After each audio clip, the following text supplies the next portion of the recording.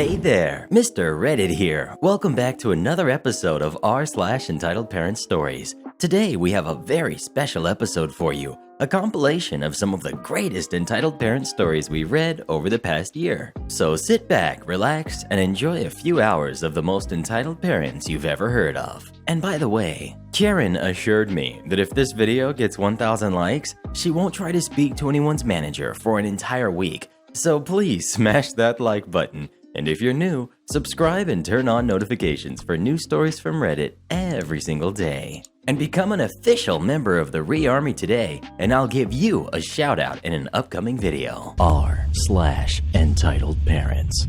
Street performer embarrasses Karen in front of a crowd. Cast. We've got entitled parent, Karen, and we've got the street performer. Backstory. Me and my family were visiting Yorkshire as a holiday 2 or 3 years ago, and we're walking down a touristy, high street type place when we noticed a large crowd up ahead. A street performer had set himself up in the middle of a crossroads area, so he was hard to miss. My family and I had just bought some lunch, so we sat down on a bench nearby and watched him while we ate. He was doing the usual street performer type stuff, juggling and fire eating. The type of stuff that looked dangerous but actually was performed hundreds of times a day. Just as street performer was about to do a sword swallow, enter entitled parent, Karen. This is so fake. I bet that sword bends or whatever. Entitled parent then pushed her way to the front of the crowd until she stood right next to the street performer. Street performer. Maybe it is. Would you like me to run it through your heart? And maybe then we can debate over whether it's fake or not. Karen stares at him. It's people like you who are ruining society. Probably don't even have an education. Street performer. I'll have you know that I graduated university, majoring in engineering, but didn't actually enjoy it, so I turned to performing. Karen. And does you, air quotes, performing provide you with enough money? Smiling smugly. Yes, it does. I have a house and a wife with a kid, so I'd say I'm pretty well off. How much do you earn, if you don't mind me asking? Entitled parent mutters something very low, considering she stood there in designer clothes. Don't ask which brand, I don't know or care. Street performer. Well then, looks like you'll be needing this. Picks up a hat that has probably 200 pounds in it. Entitled parent turned away horrified. I do not need your filthy stolen money. I get all the money I need selling essential oils. Street performer. Oh yes, essential oils. Fragrance of fake and perfume day scam. I love your newest release, Day Pyramid Scheme.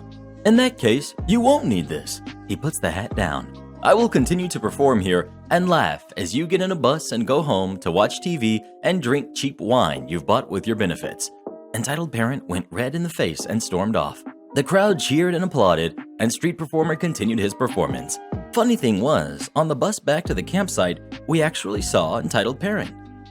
If you were a street performer, what would your performance be? Please let us know. I'd probably be good at insulting people. Am I the jerk for changing the package pickup each time someone uses my email for orders?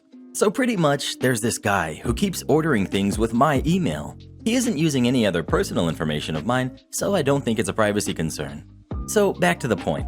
I will occasionally get emails from random websites about an order confirmation.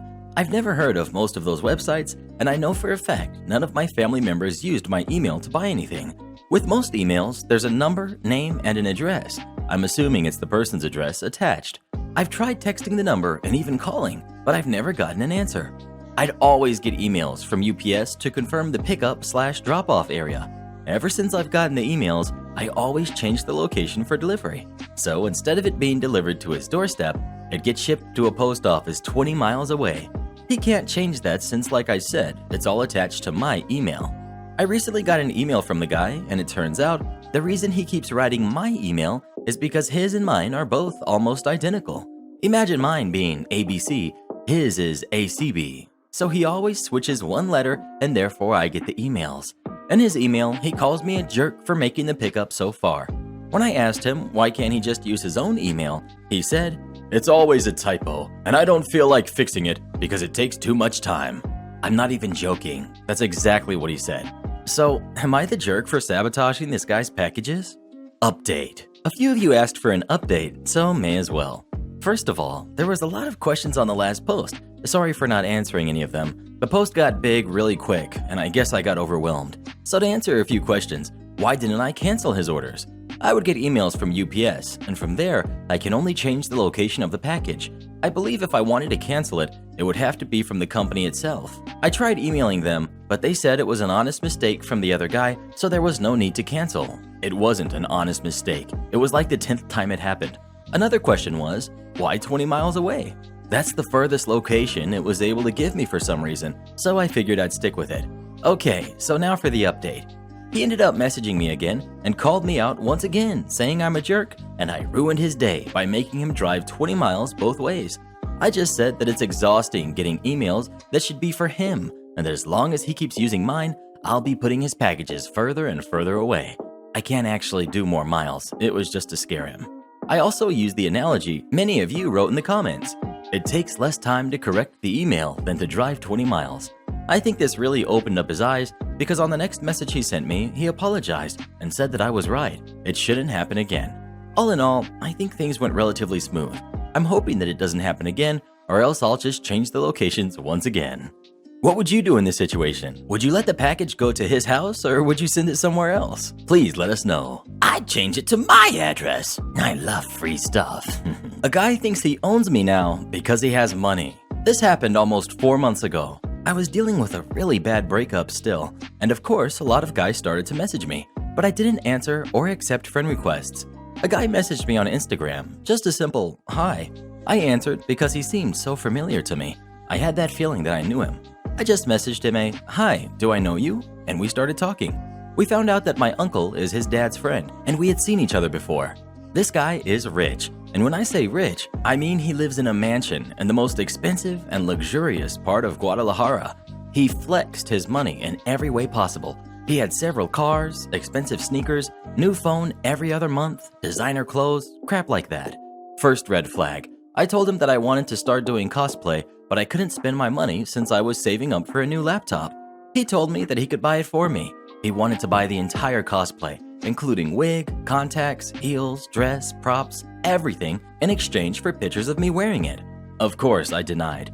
Second red flag. He was really pushy. Like he wanted pictures of me doing anime girl poses and just certain things in general. At this point, he was saying some really disgusting things to me, so I stopped talking to him because I was done with his BS. He didn't stop messaging me. I had almost 30 plus messages daily from him. I messaged him saying that I was done with him and that if he didn't stop, I would block him. He told me, and I quote, "You're mine, so shut up. I have money and you want pretty stuff, so why not make an exchange?" And I told him that having money didn't make him entitled to talk to me like I was an object, and he told me, "You should consider it. I can buy you anything." Again, I told him that I didn't care about money, and he told me, "You're stupid. You have to send me pics. I can buy them off of you. I'll pay you." At that point, I had enough. I blocked him. I have to mention that he tried several times to buy me stuff, and he wanted my address so he could send them. No thank you. I can't imagine what the guy could have done with my address. Update. A lot of you said that I should tell my uncle. I did tell him, but since we don't live in the same city, I don't know what came of it. My uncle is over 60 and he doesn't use social media. I called my uncle and here's some exciting news. My uncle said that when I told him, he called the guy's dad a few hours later, telling him what his son did to me, with details, basically the whole story, and telling him I was his niece. And the guy's dad was furious and so angry at his son, he was even angrier when he found out that he did it to his friend's niece. He took away his credit card and his cars. I don't know if he got them back or what. I also asked him what the guy's dad's job was, because people were speculating that they were in the mafia, and the guy's dad owns a hospital and some pharmacies. Hey Karen, that guy sounds almost as entitled as you are. He actually reminds me a lot of my son. Am I the jerk? My sister wants me to adopt her baby, but I want a different kid. My husband had bad birth parents, so he and his siblings were removed and put into the adoption system. They tried to keep the siblings together, but at the time they were put in, my husband and his full brother were far older than their younger half-siblings. The younger two, a baby and a toddler, were adopted almost immediately. Then my husband was adopted at 10, and his older brother aged out at 18. The oldest three reunited, but they're still looking for their youngest. My husband and I want to adopt. Ideally, we want to adopt siblings so we can keep them together, and preferably older kids, at least 10, as we know it's harder for older kids to get adopted. Obviously, it totally depends on the kids we meet and who we work with as a potential family, but we feel very strongly about adopting older siblings and keeping them together. So if we were to really click with older but unrelated kids, or found a set of siblings that included kids younger than 10, we'd adapt that plan for them. The process takes a while, but we're nearly at the end of it. We've been approved as adoptive parents, and we're matched with 2 siblings recently, but something happened with their birth family, so the adoption was denied. We've been told that they'll rematch us very soon, but we've been waiting to hear back for a while now. There was meant to be an open day at a local home, but it's been postponed due to current events. Enter my youngest sister. She's 19, in university, and pregnant. She was going to terminate, but couldn't bring herself to do it. She reached out to us, asking us to adopt her child. We're approved as adoptive parents. We have a decently sized house with more than enough room. She and the father would willingly allow us to adopt the baby, and it would be a very short process for us because we are basically good to go here. However, due to the reasons stated above, this isn't exactly what we had in mind in terms of adopting. We're open to changing that plan, but there's also the issue of my sister being the bio mom. She says she can handle watching me potentially raise her baby, but I can't see this not causing issues and feel like if she's going to adopt out, she should do it with a couple who aren't so close to her. We explained this and refused. Since then, various relatives, none of whom can take the baby for various reasons, have contacted us asking why we can't take the baby. We've explained and re-explained everything, but we're getting called selfish and mean and cruel for being picky because we're at a place in our lives where we can have a baby and we're turning it down. We thought about asking our friends who are also trying to adopt what they think, but saying, "My sister offered me a baby, but we don't want it," would be pretty tone deaf when some of them have been waiting for years for one. And that whole sentiment, combined with my family's arguments, have made us feel incredibly guilty. So we're turning to the internet. Are we the jerks? Info. We're in the UK, and my husband and I have both been in our current employments for over 2 years, meaning we both have full access to paternity/maternity leave. And we both took adoptive parenting classes that included baby stuff, so we're able to look after a baby, both in terms of competency and finances. But we do feel we'd prefer an older kid, and we don't know if having a baby could affect our current adoption attempts. We want multiple kids, as we're both from big families, and a baby in the house could cause an issue as we're trying to adopt older kids. They might think we just want a free babysitter. Update. I told my sister about our friends mentioned earlier, how they're a great couple who have been trying to adopt a baby for 5 years now, how they fostered babies and taken all the classes and know what they're doing, how they live locally and are willing to have an open adoption, and again repeated that myself and my husband don't want to adopt a baby. My sister said that open adoption to a couple of strangers wouldn't work for her, and a couple hours later said that mom and dad are going to help her out. So it looks like the baby will live with them for the next few years, and my sister and her boyfriend will take over when they can. Everyone now feels like I am somehow at fault for my parents not getting to enjoy the beginning of their retirement, but I no longer feel guilty, as it's clear that what my sister wanted all along was someone to raise the baby for a few years so she could step in as the mother whenever it suited her. Try to take the credit for something I wrote? Let me destroy your academical credibility and get you fired. I used to be in what my college we call CEDAR, an investigation group created by students that want to produce scientific articles, in this case psychology, and normally directed by a professor. I had just started college, didn't know how things worked, but thanks to a friend, I was able to enter one of the most exclusive CEDARs of our faculty. They were developing at the time 5 articles, and I was assigned to the newest one, a simple case review. But this story is not about me or my project. This story is about Rebecca, the friend that helped me before.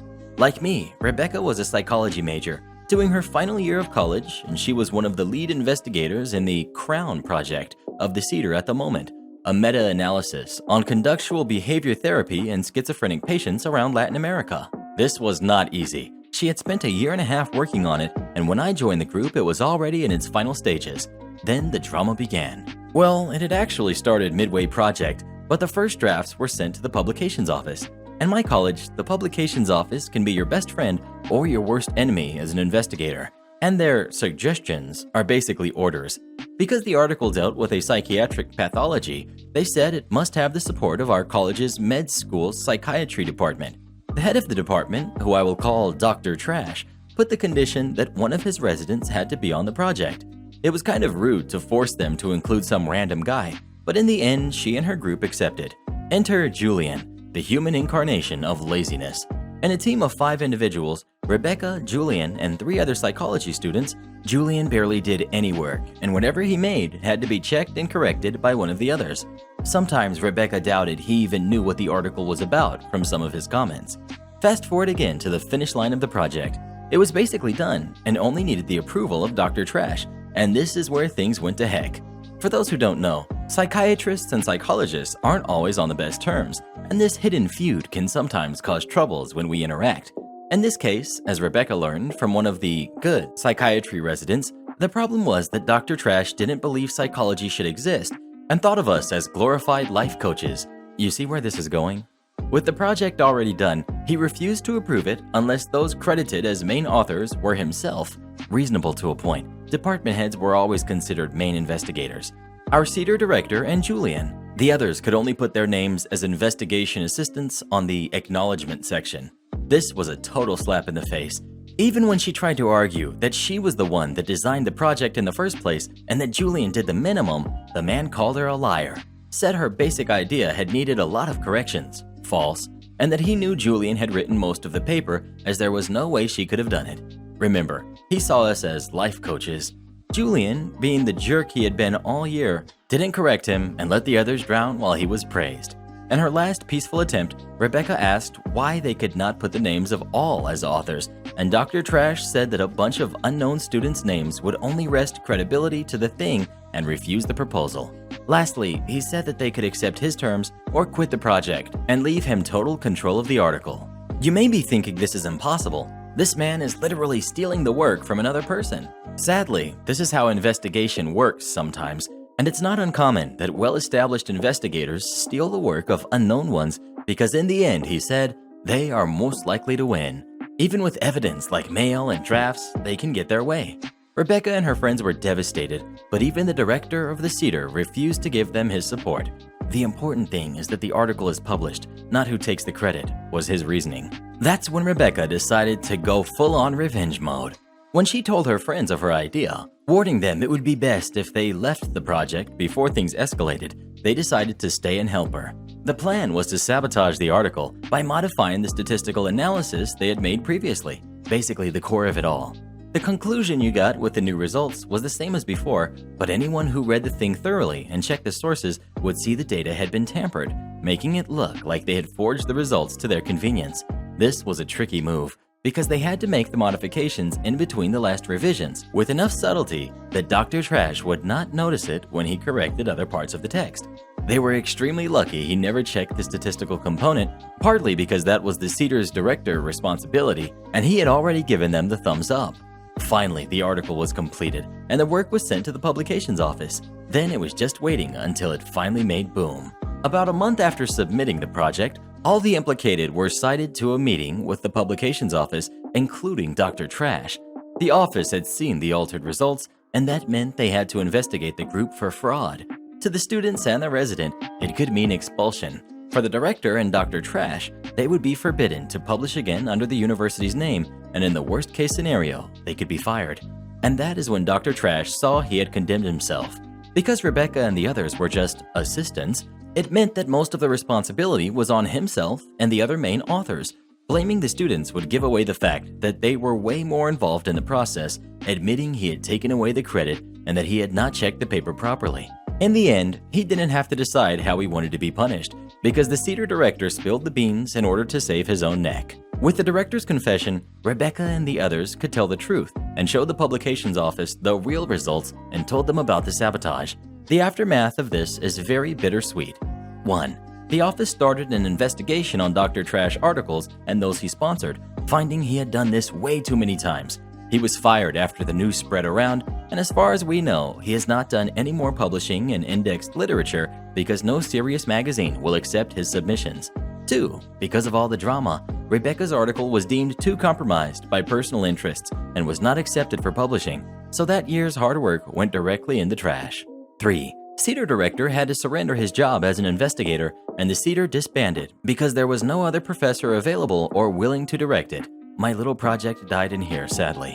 Julian was put on probation by the medical faculty, and Rebecca and the others were banned from participating in other investigation projects or studies that were not related to their final thesis, but no more disciplinary actions were taken against them. Am I the jerk for not paying for my siblings to go to uni? I'm 29, female. My siblings are two 19-year-old females who are twins and 17-year-old male. About a year ago, I won a rather large amount of money. Since then, I paid off my mortgage, bought a rental home, paid for my parents to spend 2 months on holiday, paid off their mortgage, and bought each of my younger siblings either a car or, in the case of my brother, a motorbike. I have recently started planning my wedding to my partner of 4 years. Originally, we were going to have a very low-budget wedding because neither of us were particularly wealthy and have little financial support from our parents. But now we plan on having a slightly bigger wedding. However, during these discussions, my mother has been getting increasingly upset at the amount I'm spending. Wedding will be around $40,000 to $50,000 all up, including honeymoon, and partner is contributing $12,000, so it's not like we're spending an astronomical amount, and has repeatedly suggested that we stick to our low-budget plans and give money to her for my siblings' college funds instead. These comments have been confusing me because she's told me in the past that she got $20,000 when I was born to put away towards my college fund from her parents and then $10,000 for each of my siblings. I got through college on scholarships and my part-time job, so presumably she has $50,000 already from my siblings' college fund. This came to a head about a week ago when she came with me to go to my fitting for my wedding dress and she saw the price tag, $3,000. She had a complete meltdown in the store about me wasting money and how she needed it, and I confronted her about the college fund. She admitted that she and my dad had spent the money on trips away, alcohol, and gambling, and now there was nothing left. I said if she wasted $50,000 meant for her children's college funds, then why should I give her any more? At this point, she stormed out after throwing her glass of wine on my dress. That cost $300 to clean, and has since said that she's not coming to my wedding and will stop my dad and siblings from coming. Am I the jerk here? What would you do in this situation? Would you still have an expensive wedding, or would you give your mom the money she's demanding instead? Please let us know. Her mother deserves that money. We always do. Can I talk to someone else then? So, I'm a manager at a very large fast food chain restaurant. The name isn't really important to the story. Anyway, I mainly work the closing night shifts. I'm one of the main managers at the store, one of the most trusted. I stay in my position mostly because I chose not to promote up. Too much stress, and fast food isn't my career path. So as a night manager, I deal with some crazy stuff. I've called the cops a handful of times over customers just going too far, but tonight was one of the more casual encounters. But I'm sharing it because the thought process is just funny to me. Our refund/remake policy is pretty simple. You need either a receipt or the food, preferably both, but one or the other usually does enough. Refunds, we generally want the product back for obvious reasons. As you can imagine, this system gets abused a lot, and our bosses are like, make them all happy. Who cares if they're lying for the third time? Make them happy. So yeah, it's a dumb system if you ask me, but they're terrified of complaints, hurts their numbers. So this chick tonight calls my store phone. We will call her entitled customer. Me. How can I help you? Her. Hi.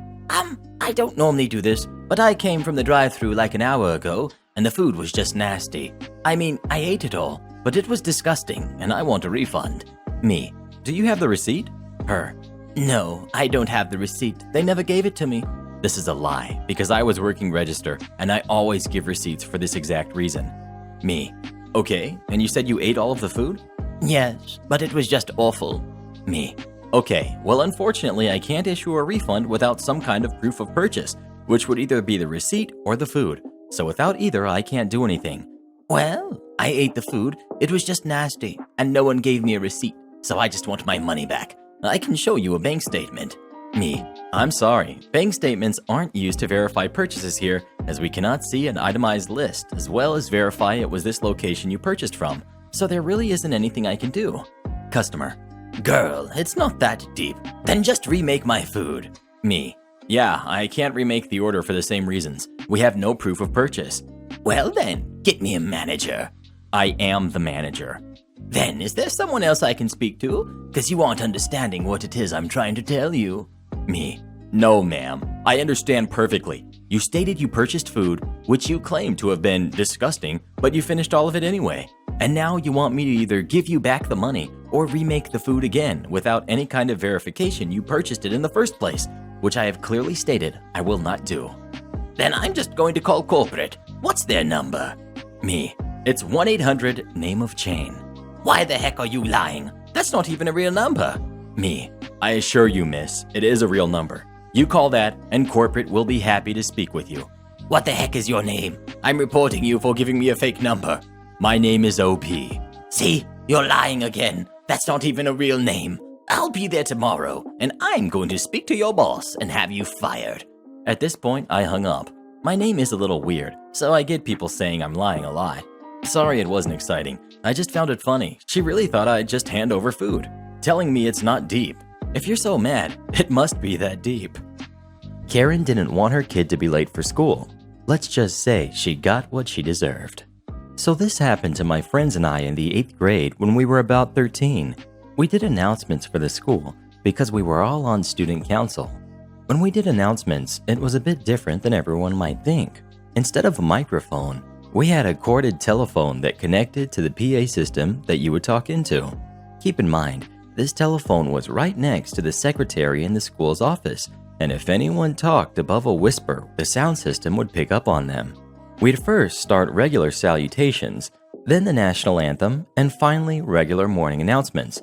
There was only one rule that the secretary for announcements had, and that was not to buzz anyone in.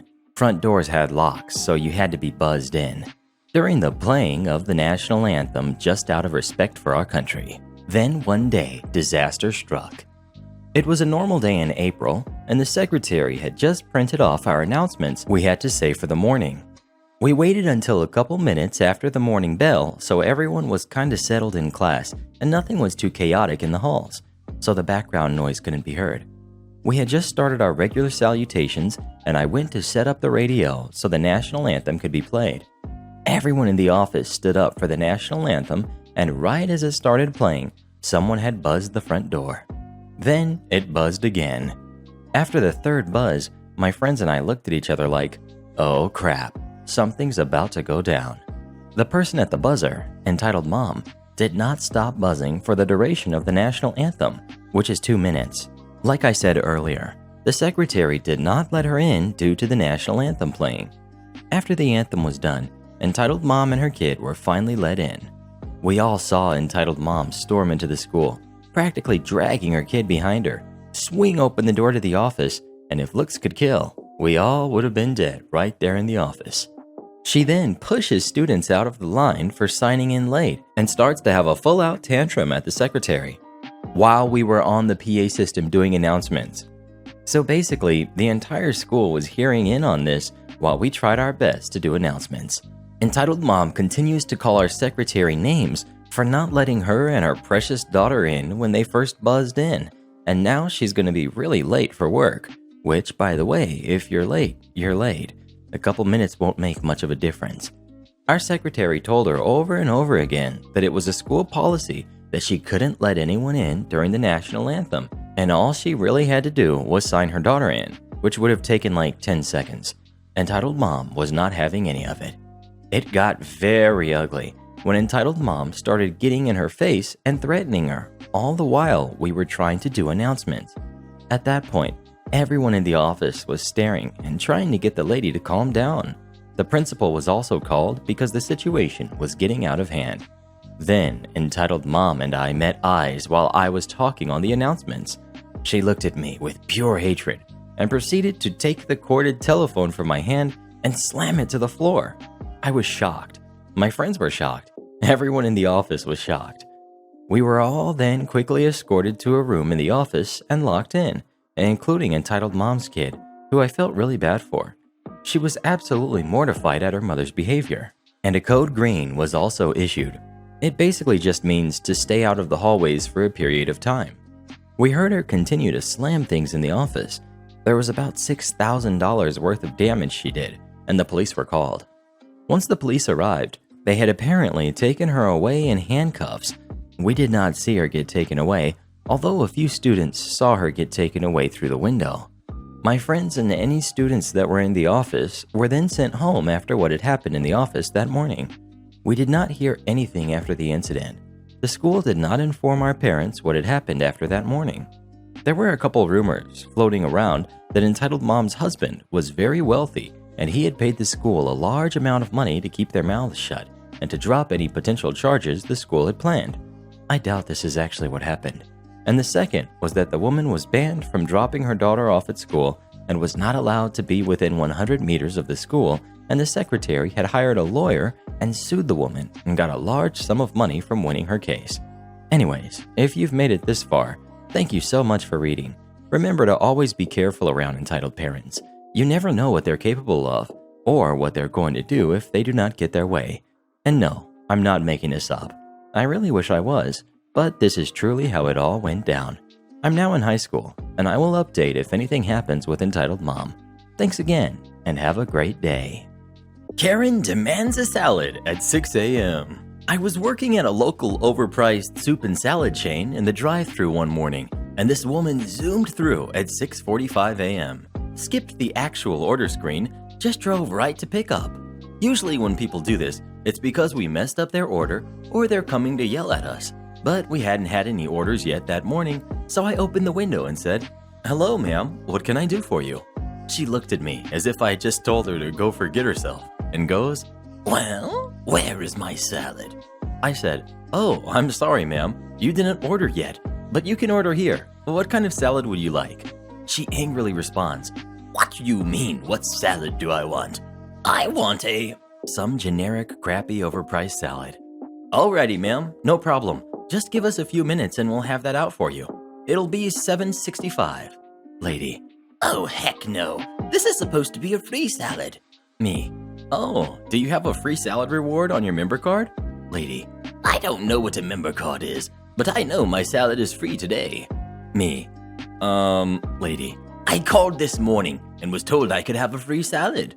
My manager, who hears her literally screaming at me from the back, comes running over to inform me this lady had called earlier to complain about something from her last order from 2 weeks ago and demanded a free salad.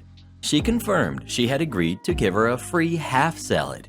Me, "Well, I'm so sorry about that. Let me just get this cost voided for you and it'll be out in a second." The salad lady angrily glares at me as the window shuts.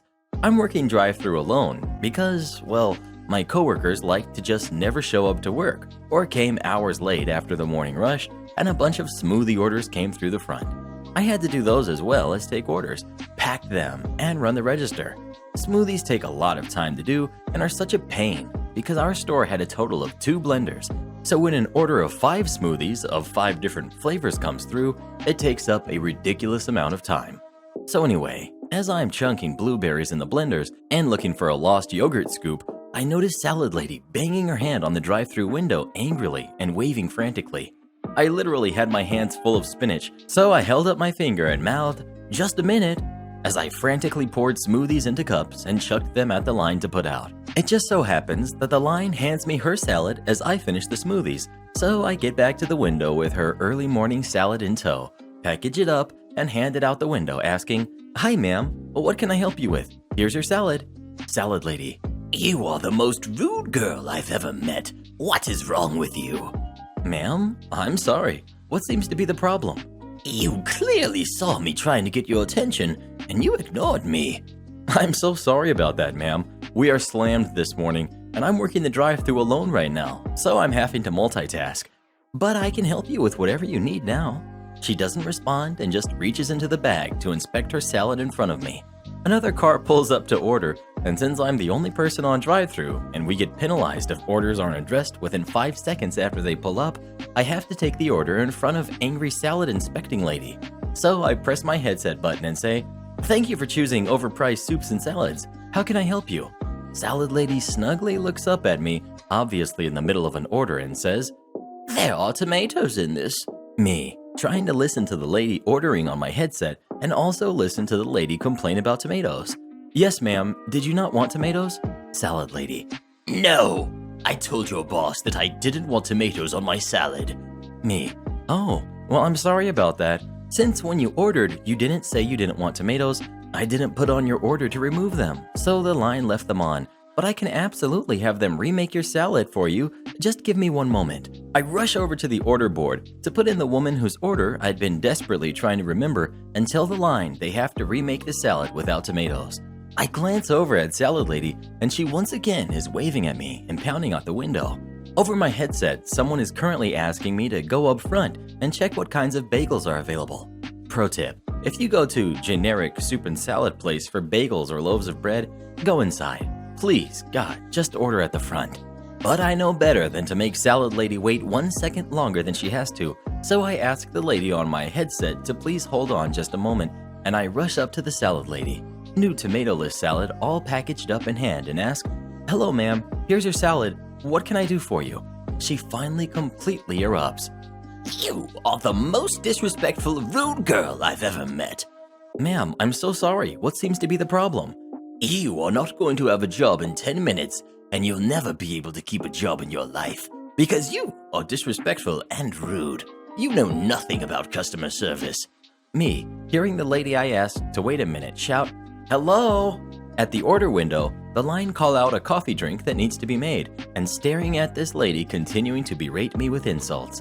I'm basically completely frozen. Get your manager, now!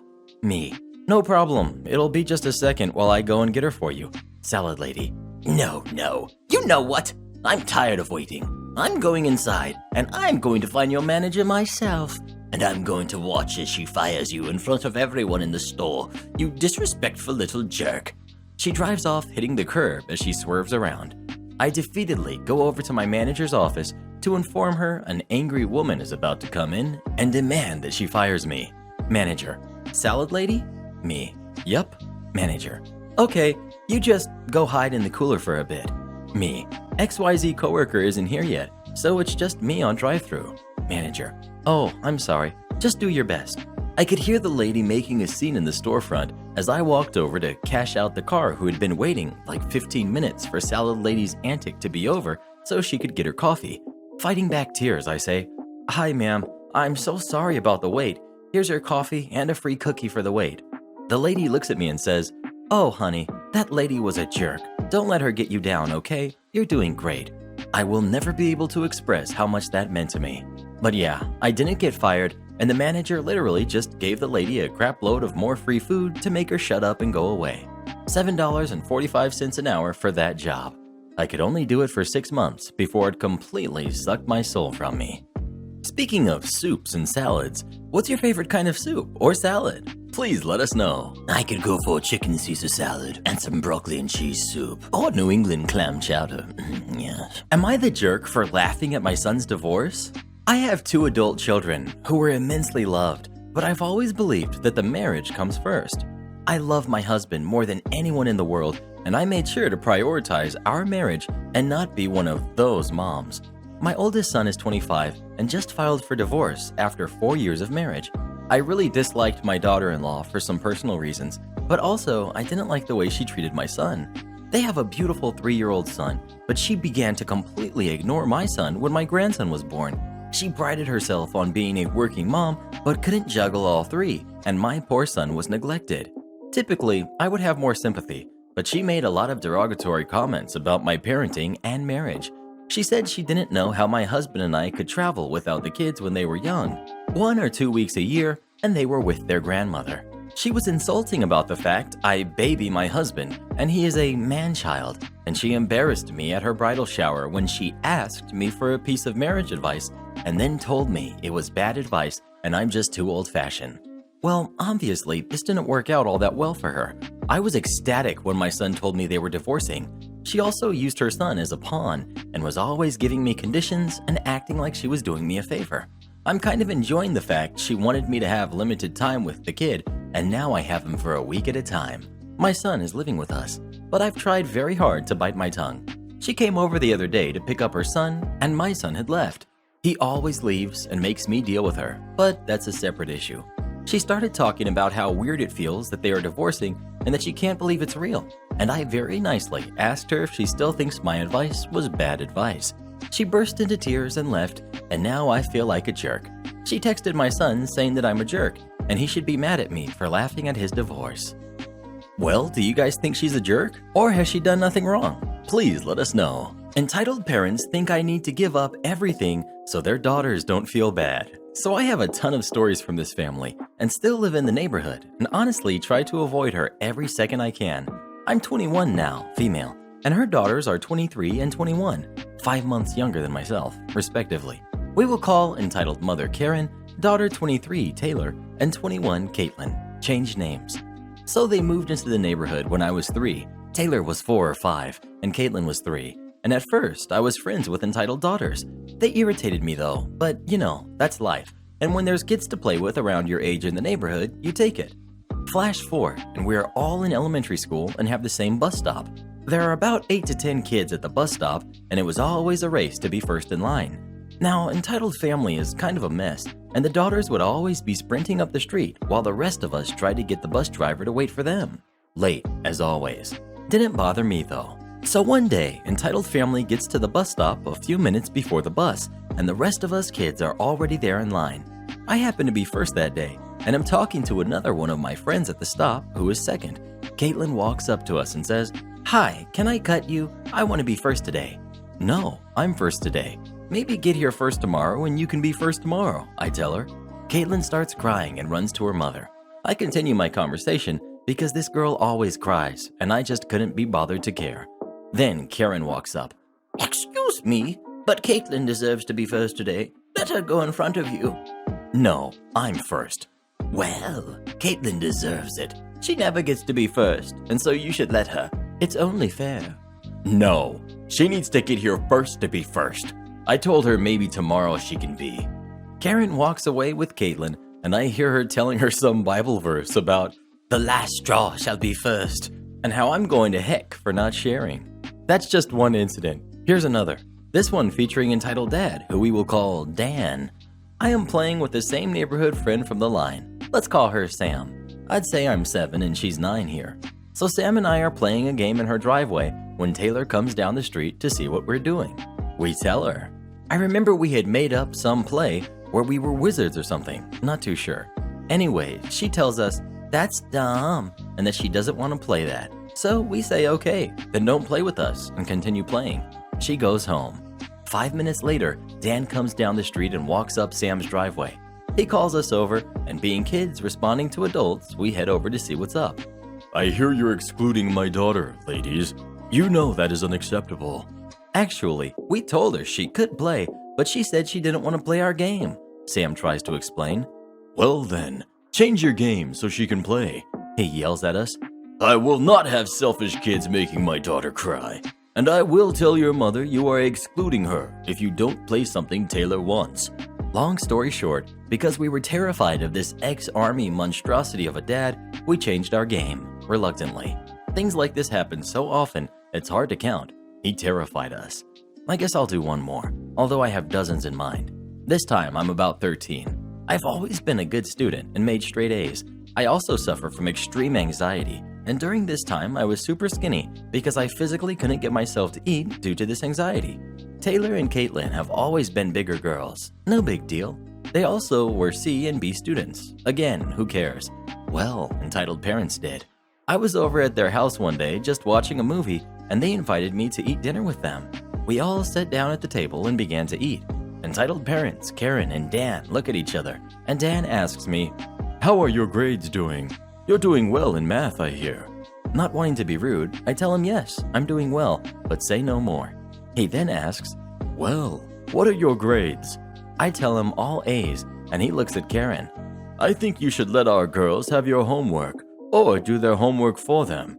After all, you are supposed to be in Caitlin's grade, so you should probably do her work." I had skipped a grade, so I was in the level directly between the two daughters. Entitled parents continued to pester me about cheating their girls to better grades, and I told them I didn't feel comfortable with that. Entitled kids started saying that I had to help them because we were neighbors and I owed them. This whole family seems to think where you live dictates who you help, which I don't agree with. Either way, I refused and they finally let it go. I then reached for another taco as they were good and I was hungry. Karen looks at me and says, "How do you stay so skinny and eat like that?" I immediately drew my hand back in shame. She continues, "My daughters deserve to look like you. I make them eat less, and they are still fat. You're making them feel uncomfortable by eating so much." I didn't eat again the rest of the night. I went home and told my mom what happened. When she went to talk to entitled parents about it the next day, they told her I was lying. She knew they were lying, as the whole family was full of crap, but decided to avoid the drama and just walk away.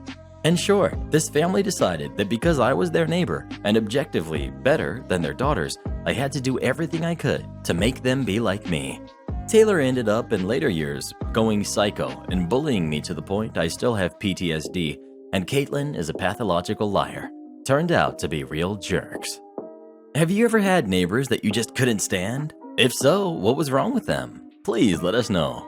My neighbor's a real jerk. Last week, she asked me to ring the doorbell instead of just walking in. Dude targets me and refuses to believe I don't work at the supermarket. This just happened as I was leaving the supermarket. As I told my hub about it, he suggested I post it while fresh. Stopped there to pick up a dish sponge and a half gallon of milk.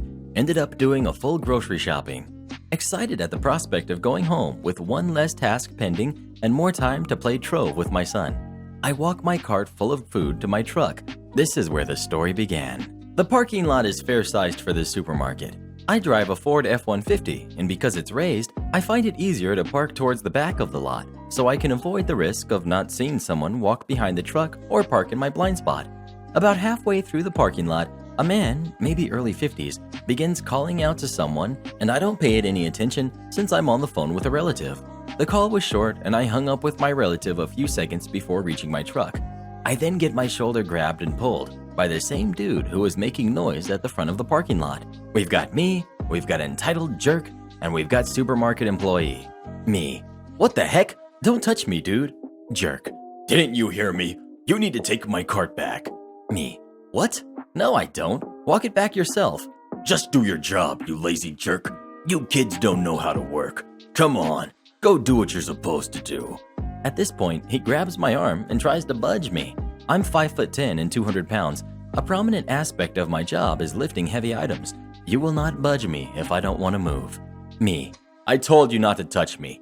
I also do not work here. I'm not wearing a uniform. I have no work badge. I'm trying to put the groceries I bought into my vehicle. Leave me alone. I wrenched his hand off of me and was so upset that instead of punching him, I turned away and slammed my cart into my truck so I could finally leave this jerk's orbit. Jerk. How dare you touch me? And you just scratched that truck. I'm gonna get you fired and arrested for being a bad employee. Now the store employee, young man who picks up the shopping carts, jogs over to see what's up and is treated to witnessing me trying to get my groceries in my truck and the entitled jerk grabbing my bags and slamming them on the ground. At this point, I'm all sorts of done and ask the kid to call the manager and the cops and to pull up camera footage. I'm gonna need it. Store employee is like a deer in the headlights but sets off to go get help. Jerk is now trying to keep me from getting into my truck. The whole time he's screaming at the top of his lungs about how I will be fired and arrested. Store employee came back. Manager is unavailable. Great. I asked the store employee to stay back since Jerk is unhinged and used a small spray bottle of outdoor bleach mixture I keep in my purse to sanitize my work gear when I remove it. Sprayed it in the jerk's eyes and that got him to budge. I then sat on the jerk, and I guess all that crap was enough for the manager to show up when employee went back a second time to get him. The security guard was very quiet as he restrained the jerk while we waited for police. The manager apologized and asked for my receipt so that they could replace my groceries and then showed the cops their footage of the mess when they arrived. Having that little thing of bleach spray was a really good idea. Do any of you carry things like this that you can use to protect yourself if you have to? Please let us know. I've always got my mace, and I dare you to try me. Am I the jerk for not wanting to support my girlfriend? I have been dating my girlfriend for 2 years and have been living with her for the last year. While we both hate our jobs, mine is more stable than hers, and I make about 35% more than her. Because of that, when we first moved in together, we agreed that I would pay a larger share of the rent, utilities, and groceries. I also often treat her when we go out to have dinner or to the cinema. It was an arrangement we were both happy with, and I was glad that I could help her out. Yesterday, she told me she was seriously considering quitting her job. I told her that it wasn't the best time for such a move, but that if she really hated her job so much, of course I'd be happy to support her while she found a new job. It turned out that's not what she meant. She wants to quit working entirely and become a full-time homemaker. We had sometimes joked about that, but I had no idea she was serious. I told her that I wouldn't be comfortable with that. If we only had one salary, we'd go from living comfortably, if frugally, to having to make a major change in our lifestyle. I'd have to worry about how to pay our bills, which used to really stress me out. She got very upset. She said she felt I wasn't taking her feelings seriously. I know that she hates her job, but I also hate mine. She's seen me crying in bed after a bad day, or losing sleep over whether I'd be fired. quite frankly, and felt like she was saying that her own emotions were more important than mine. Eventually, she called me cheap and said that I should tap into my savings account to help her. It's true, I have some money in that savings account, but I had been hoping that it would one day become the down payment to a flat we could live in together. I've never been able to make her understand why it's important for me to have an egg nest. She's not very good with money herself. She's the type of person who will spend all her money on clothes or games and then will borrow money from her partner or me, which she never pays back. She never saves a penny. I used to think that it wouldn't matter. I could be the responsible one. We could keep our finances separate. And that way, if she ever was in an emergency, I could help her out. But if she's going to insist on quitting her job, I'm worried she'll use my money irresponsibly and we'll be in financial trouble. During our argument, I ended up admitting to that, and she got upset. She said, as her partner, it was my duty to support her, and that if I wasn't willing to merge our finances, then I mustn't be very serious about our relationship. But I am. That's why I wanted us to be able to buy a flat together eventually. Today, we've both been avoiding the topic, but I can tell she's very upset. Am I the jerk? Well, what do you guys think? Do you agree with OP or with their girlfriend? Please let us know. I think their girlfriend's entitlement actually gives me a run for my money. Buy my program when you fire me? No? Okay. I was employed at a rather large factory, which was one of the largest plant-based companies in the world, recently bought by an investment firm not so long ago. Anyways, I developed a program which was used at the factory. It could tell whenever any machines were not running, even if it was due to a manual stop or anything else. My program knew the reason why the machine was idling. The program made it so much easier for the entire factory. Workers were happy because they didn't need to do any manual work and write down every time the machine stopped. Lead up to about a year ago, factory appoints a new chief. All the old employees that were in a leadership position were let go because it was time for new blood to come in. There was a lot of talk about selling off parts of the factory, including machines and so on. This included programs that I had developed, including the program that identified whenever a machine stopped. I developed this program in my spare time, showed it to the old management, and they liked it enough that they wanted to use it on every station in the factory. Every machine was to use this program. All that had to be done was for the program to be maintained weekly. This was around 5 years ago or so. When the newly appointed factory chief wanted to let the old employees go, me included, it was not known that I was the person behind that program. Anyways, at my meeting with HR and the factory chief, I said that I was willing to sell them the program and teach someone how to maintain the program. The factory chief laughed in my face and said it was company property and that it was simply their program and not mine. I offered to show them the source code and everything, but it led up to the point where if I was to tamper with the program before my departure, they would sue me. I was officially let go. 2-month countdown began, and after 2 months, I was free. After a week or so, they noticed problems with the program. It would stop loading, stop registering stops, and it would miss label stops. I knew that this was when the fun was about to begin. After a month, I was called into the office and was told that I had tampered with the program because it had suddenly stopped working. I let them know that someone had to maintain it. I was ordered to teach someone how to do that job, and I told them, after you pay me for the program rights. They wouldn't budge, and I was told to return to work. When I had a week left, I strolled around the factory floor for a while and noticed that no stations were running my program anymore. I asked some operators why that was, and they told me that it just stopped working. Now we need to fill out forms every time the machine stops manually. I shrugged and told them to thank the factory chief. I left after that week. Got a phone call about a month after I left where they begged me to sell them the rights and teach someone how to maintain it. I never sold them that program. Instead, I sold an improved version to another factory nearby where I am now employed. Edit. I see some are saying that I am in the wrong based on US law. Just editing here to let you know that this did not take place in the US. I made the program during my spare time at home on my own computer. After introducing the program to the former factory chief, I was allowed to try it out on one machine and test it. The maintenance was done on my office computer. After a few months, I was allowed to roll it out for the entire factory. It wasn't done overnight, lots of debugging to do.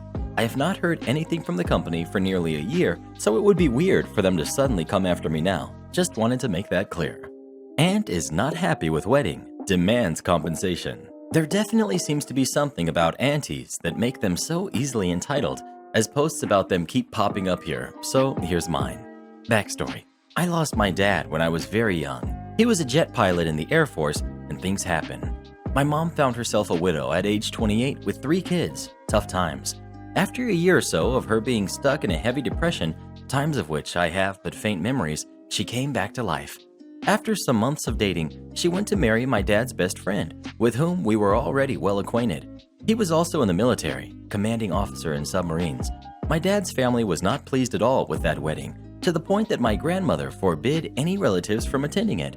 They felt like it was disrespectful to my dad's memory/legacy, and they felt like they had a say in how my mom should lead her life from now on. I would have enough material to run a multi-installment story about my dad's family and their bewildering sense of entitlement with our lives, but for now, I'll focus on my aunt's, since that moment was probably the highest ranking in terms of induced astonishment for us. So we are now some years in my mom's second marriage. The year is 90-something. I'm 9 or 10 years old, and my little stepbrother is a couple of months old. We live in a coastal town, because Navy base, and my entitled aunt announces she'll be visiting over the weekend because she wants to see her 3 nephews/niece. My mom and stepfather oblige, since they think it's important that the kids keep contact with our dad's family and relatives, despite my parents not being on very good terms with them. Entitled aunt arrives on Saturday and immediately demands that her trip be refunded by my parents. Then she proceeds to belittle them and tell them how worthless they are. Seeing how the conversation gets quickly heated, my mom ushers us upstairs while my stepfather does the talking. At some point, I sneak out of my room and, from the staircase, witness how the last bit of conversation unfolded, which gloriously ended in my entitled aunt's relationship with my parents. Mom, still holding my very young stepbrother in her arms, "Calm down, entitled aunt, and lower your voice. You're upsetting the baby." Entitled aunt, Don't you dare talk to me like that, you little jerk. You just couldn't hold it, huh? You just had to dishonor us all by getting married again so you could hook up again, huh? Stepfather, "Shut up, entitled aunt. This is absolutely insane. I can't stand it anymore. Do you even realize what you're saying?" Entitled aunt, And you horrible man. When I think that you were once invited to our place for the summer, how could you turn so evil after that? Don't you know my parents? Have you got no respect for them? Mom, entitled aunt, you're talking absolute nonsense. Please respect me, my freedom, and our family by leaving our home. Stepfather, now. Entitled aunt, Fine. she lays her eyes on our stereo in a corner of our living room and adds after a pause, all of a sudden, But I'm taking your stereo with me as compensation. Mom, what do you mean compensation? Stepfather, unable to remain patient any longer. Fine, just take it and get out of our place. Stepfather goes to unplug the stereo while entitled aunt quickly grabs some random CDs that were lying around. Entitled aunt is quickly shoved out of our house by stepfather, and my last memory of that afternoon is of her seen from the window of my sleeping room as she was trying to stuff said stereo in her luggage open in the middle of our driveway. She was never invited again and never tried to invite herself to our place after that. P.S. As I grew older, I was able to develop some sounder relationship with most of the relatives on my dad's side, but entitled aunt somehow always remained a bit shy and distant. Entitled neighbor doesn't want palm tree to be cut down. Our family bought a house which was initially sharing yards with the house on our right. After some time, our family decided to build a wall between both properties, respecting plot boundaries and whatnot. Making the decision between building a wall or a fence was an easy decision. Our neighbor, entitled neighbor in this case, would snoop around and literally sit outside her house and just watch ours. See who came out, came in, visited, everything. That wasn't it either. Not only would she spy on who was going inside or outside the house, she would be a pain in the butt when it came to parking as well. When friends came over, she obviously would see them arrive and watch them enter my house. Creepy. After my friends came in, hanged out, and were planning to leave, they would encounter a little note on their windshield. Next time you come over, please do not park here. This is a private parking area. Thank you. Yes, they were parked in front of her house, but they parked correctly without blocking any entrances. Every time from that point on, they made sure they parked in front of their house, even though there was space in front of mine. Now to the palm tree part. When buying our house, the yard was shared, but in our half of the yard, there was this huge palm tree. We didn't mind it at first, since it made it easier for family and friends to locate our home. Just look for the palm tree. But after deciding to build a wall to avoid snooping from our entitled neighbor, we also decided to build a small apartment next to our home so that my parents can rent it and get some extra cash. After a couple of months of planning, we decided to build it in the corner of the plot, where the palm tree was. We made arrangements and called someone who would help us cut it down. The day came. This was a big deal, since the palm tree was very tall. About 5 to 6 workers arrived to our house and began talking to my dad about how things were going down. Note, the wall was mid-construction, just above eye level for me, and 1 or 2 feet above our entitled neighbor's height. After the workers came and parked in front of my house, entitled neighbor could still see who was parking. While we were talking about how we were going to cut the palm tree down, I see entitled neighbor with her hands above the wall and has her head above the wall now. I look at her and freaked out say, "Me, entitled neighbor, hello, did you lose something?" Her, "What are those people doing with saws?" me, her, "Wait, you are not planning to cut the palm tree, are you?" The workers and my dad are now aware of her. Me, thought she was impressed or amazed, not angry. Actually, yeah, we are planning to build an apartment here, and "Why?" we are going to rent it. And maybe before I could finish, she left and went inside. I thought this weird interaction was over. I wish it was. She returns and goes to the front of the house, fence door open, with her mother. Looks like she's in her 80s or 90s, in a wheelchair. Dad, "Hi, what are you doing? Careful, there's saws and axes all over the place." Entitled neighbor, "You can't cut that palm tree. That palm tree my mother grew by herself, and it reminds me of her. At least wait until she passes away." Yes, she's referring to her mom, not the palm tree. Dad, sorry, but we are going to build an apartment and it's on the way, so we will cut it down. If you wanted, we could maybe move it instead of cutting it and put it on your side of the yard. "That would be great. You can put it over here." Gestures to a location in her yard. I'll let you talk with nice worker then, so you can arrange the movement. "I'm not paying for it. It's on your property." Okay then, since it's on my property, and I won't pay the extra fee of moving it, I'm going to cut it down. "How dare you do this, you piece of—" Me, I think it's best for you to leave, entitled neighbor, while I stand in the middle of them. She leaves and starts yelling from her side of the wall, yelling she'll call the police. I wish I could have a recording of the yell she emitted when they finally cut the palm tree down. "No, ma'am, you cannot demand we hire your son. A few years ago, I worked at a store that dealt in used electronics. It was mostly movies, games, and pop culture merch, but we also sold a wide variety of items like cameras and headphones. It was a very popular store, due partly to the low prices and the fact that we generally paid more than our competitors for used goods, but customers also liked the atmosphere.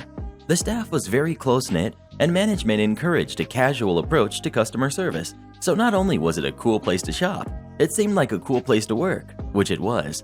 This meant that during all times of the year, we were flooded with applications.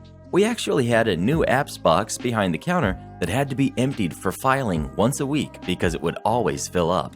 As a retail establishment, we did have a moderate turnover, but the store was small and only had 11 to 15 people employed there at any given time, so we only occasionally picked up new hires.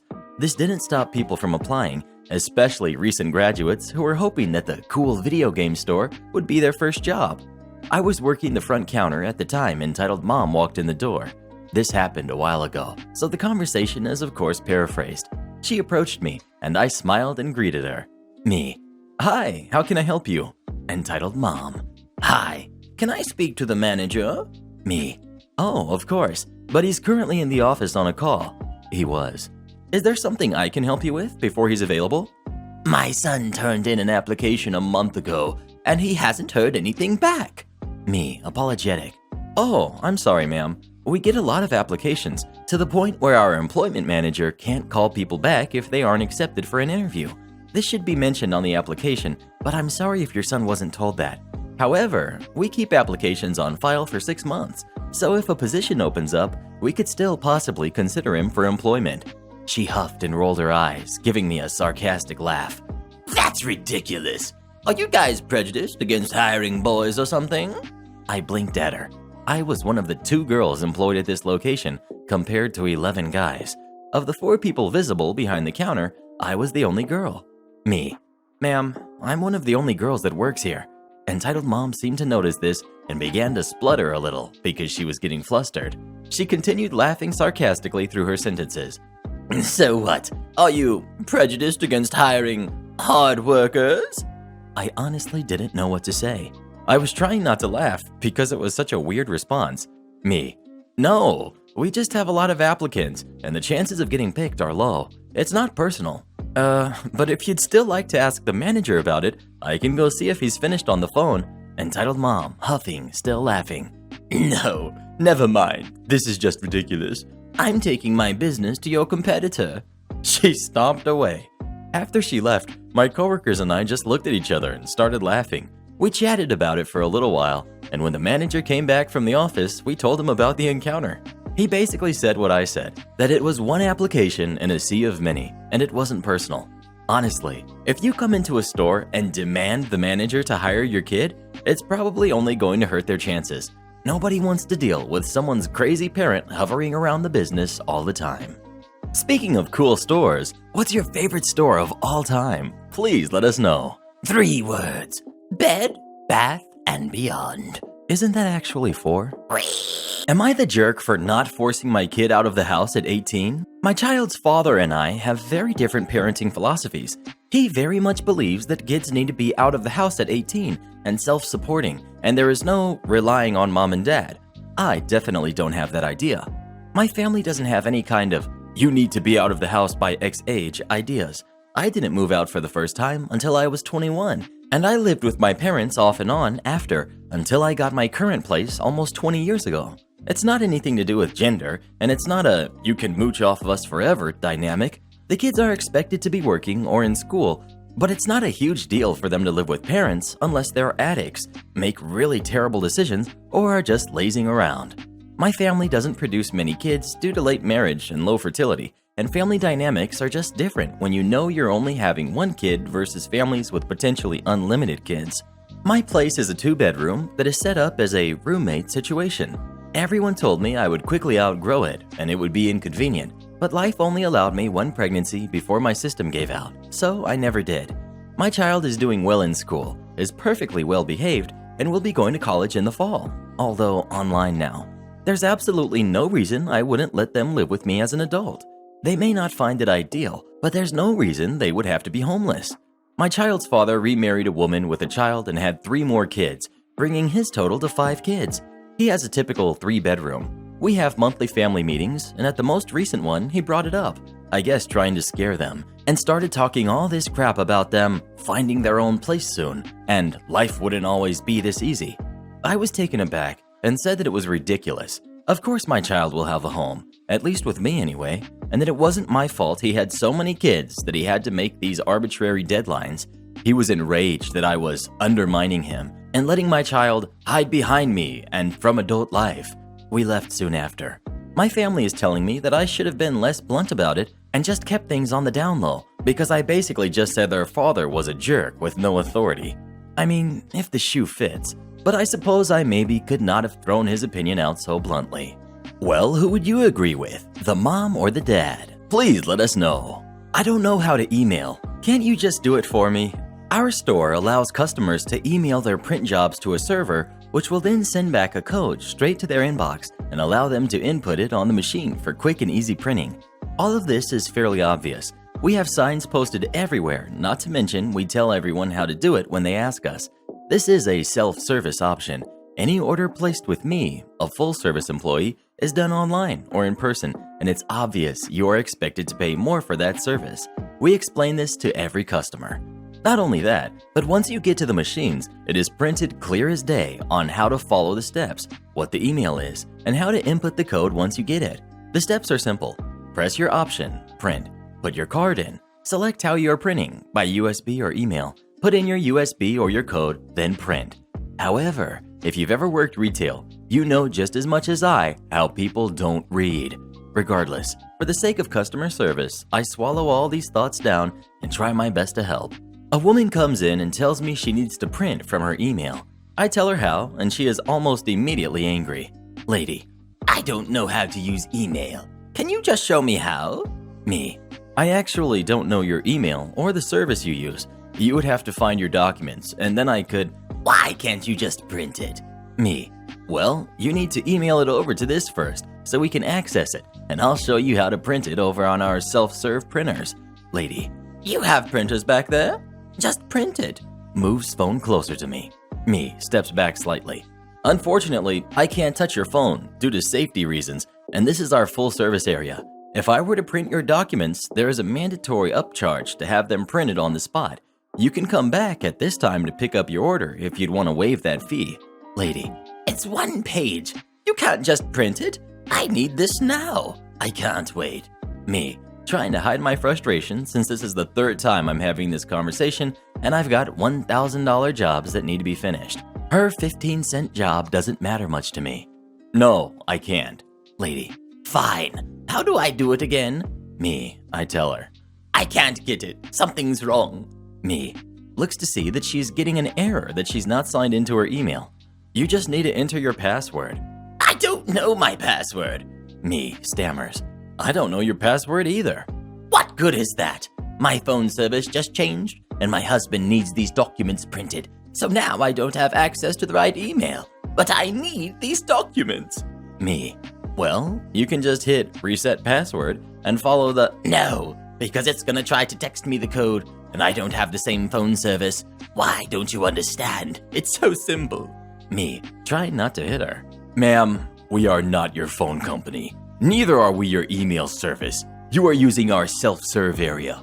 I've done everything I can for you, but this is something you will need. She goes to interrupt me, but I raise my voice so she can't. To solve. If you can't access your documents, there's nothing I can do. I can't print what's not in front of me. I can't pull it out of thin air. Lady, your job is to help me. And your job is to have your documents ready to print. Now I have other customers I need to help. When you get your documents ready, I'll be glad to help you. At this point, I just ignored her while she sat there and shouted every so often. It's still not working. There was nothing I could do. Every avenue I tried to go down to help her, she blocked off. Besides, I had a line of 6 or 7 behind her. I'm only one person, and I can't sit there for half an hour to play IT. That's simply not my job. She ended up calling the manager over, who spent nearly 2 hours with her, only to find out those documents weren't even in her email. She threw a fit, but I was so busy I didn't get to hear it. Have you ever had a customer drive you absolutely crazy? If so, what were they doing? Please let us know. I don't see why they couldn't have just printed it for her.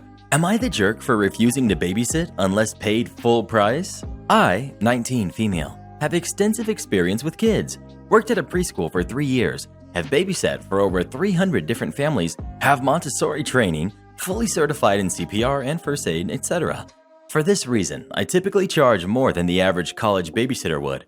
Parents know that when they pay for me, they pay for a higher level of care, so price usually isn't an issue.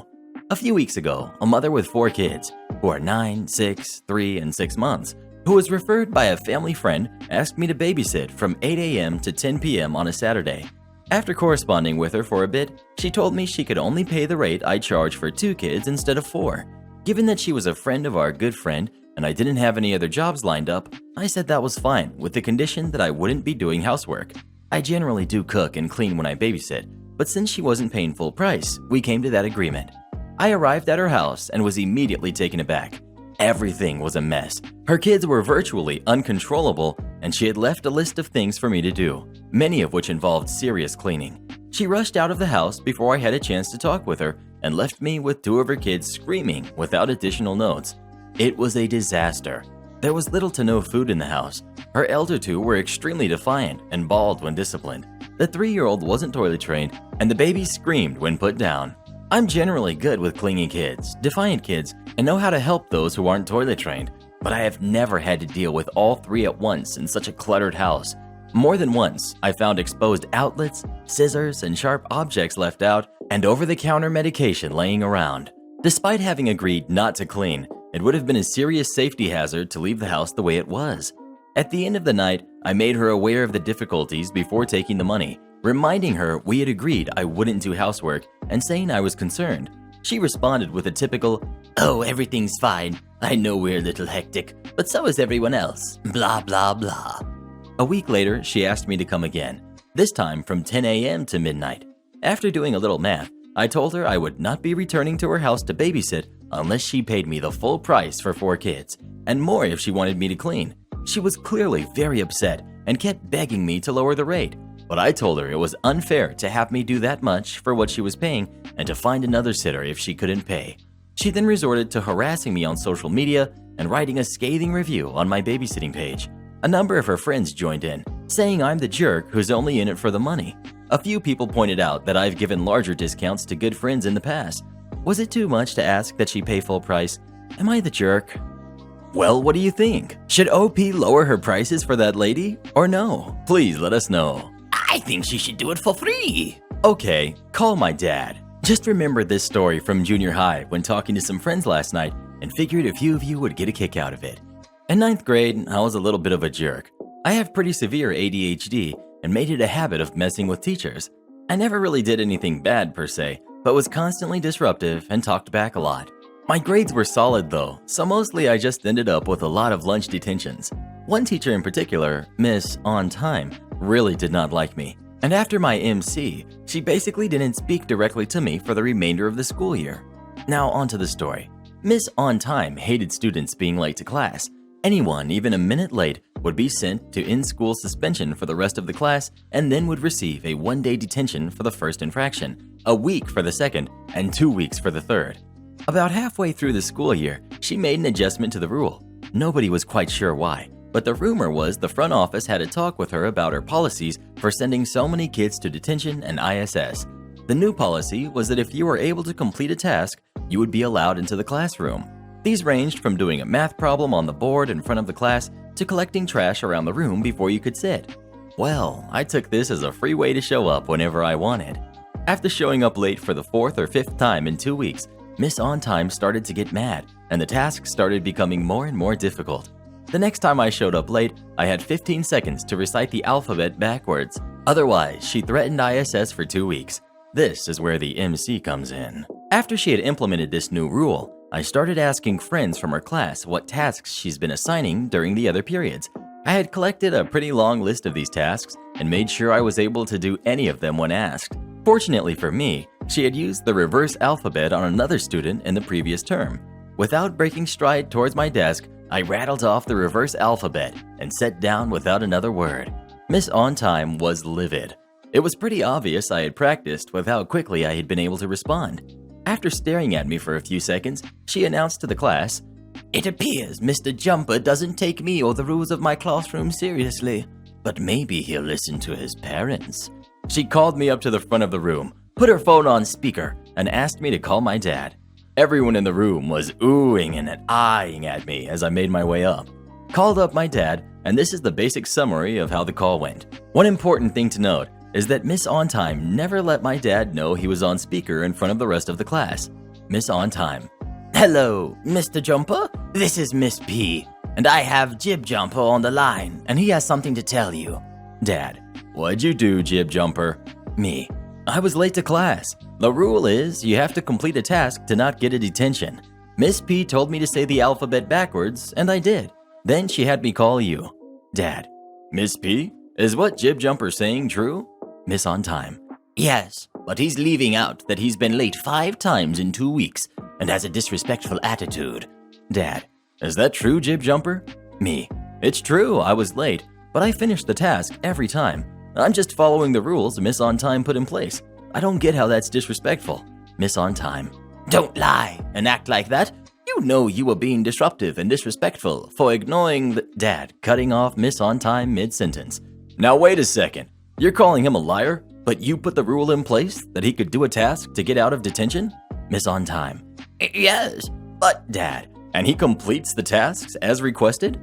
"Yes, but—" "Then what's the problem here? It sounds like he's following the rules you established for your classroom. Don't call me at my office again unless he actually does something worth calling me for." And then he hung up. I just walked back to my desk without saying another word. Miss On Time just stood there for about 30 seconds with a look of pure outrage on her face. Most of the class was trying to suppress giggles. I'll never forget the crap-eating grins on my two friends' faces as I walked past them in the aisle. Speaking of detention, have any of you ever had detention? Or how about in-school suspension? I know I did. Please let us know. I feel sorry for her, having to deal with such rotten little monsters. Am I the jerk for sharing the news that I'm pregnant with a girl and devastating a former friend? I, 36 female, was best friends with Georgia, 36 female, when we were both 5. Even from an early age, Georgia competed with me on inconsequential things.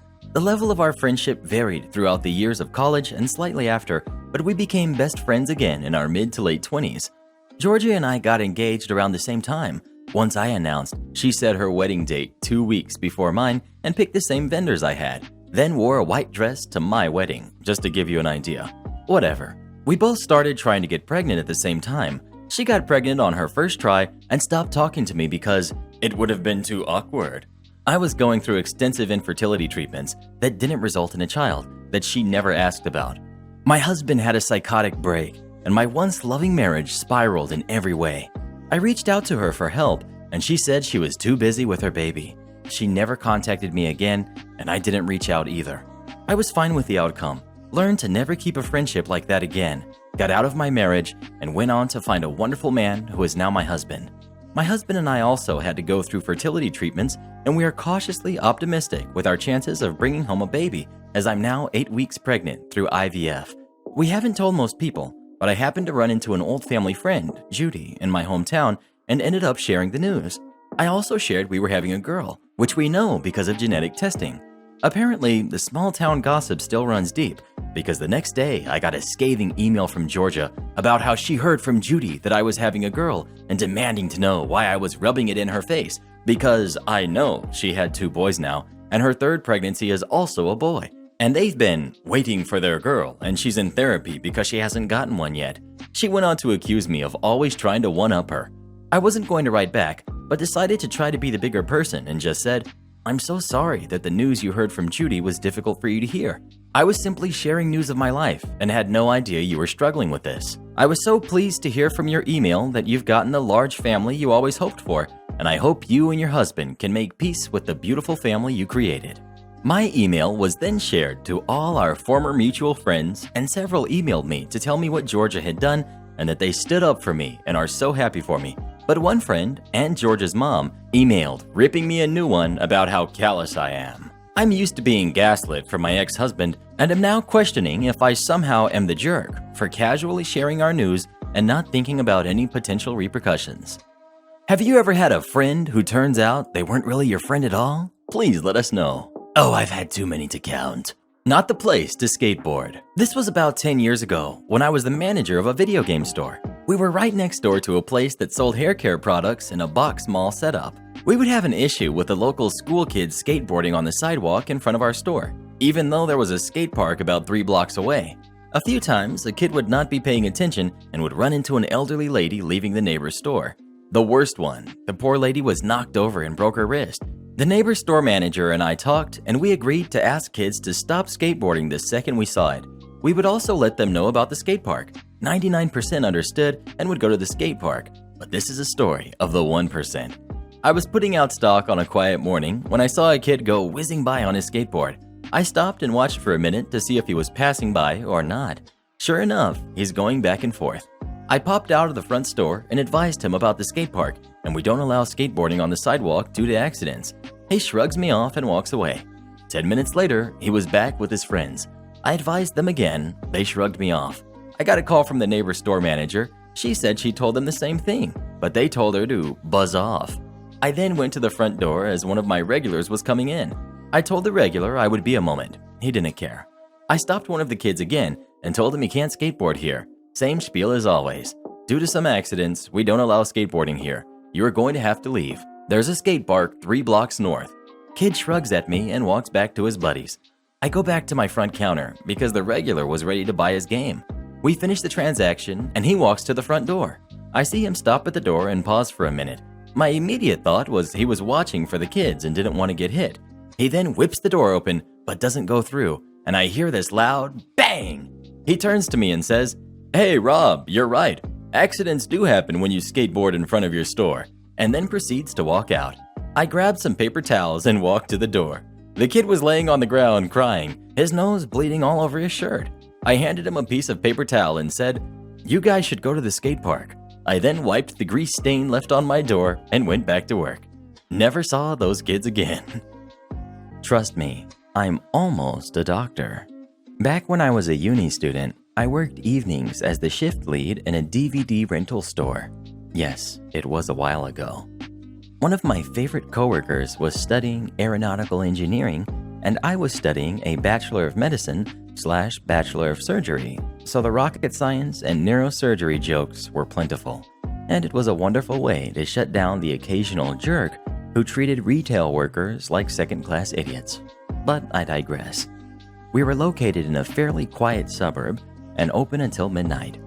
It was around 11:30 p.m. on a very quiet, rainy evening, and I was sorting shelves and beginning to close when I heard a commotion outside. It was a young couple having a doozy of an argument, and I could hear them coming up the street from a mile away. Bored, curious, and mentally grabbing popcorn, I drift to the front of the store and start adjusting stock there, trying not to be too obvious with my rubbernecking. As I got there, I saw the guy turn in frustration and punch his fist straight through the passenger window of a parked car. He pulled his arm back and started screaming at the sight of blood. His girlfriend was also screaming and standing there with a shocked expression on her face. The guy looks up and down the street and sees the lights on in our video store, the only place still open, and ran into the store. He was standing at the front counter, hand clamped over his wrist, face as white as a sheet, and unable to say anything other than, "Ah! Ah! Ah!" I told my offsider to call 000, and while she was on the phone, I pulled out a chair, grabbed the first aid kit, and tried to administer first aid, but he was having none of it. His girlfriend was hovering around being annoying, blubbering, and hanging off his good arm. The guy, "You're just a video store person. What do you know?" His girlfriend, "Oh my God, baby, I'm so sorry. Please don't die, baby, please." Me, "I'm a registered first aid officer, and I can apply a bandage to your wrist to slow the bleeding until the ambulance officers arrive." His girlfriend, "Stay with me, baby. Don't go." The guy, "Ugh, I'm dying. Please help me." Girlfriend, "I'll never do it again. I promise. I love you." "I love you too. I'm sorry.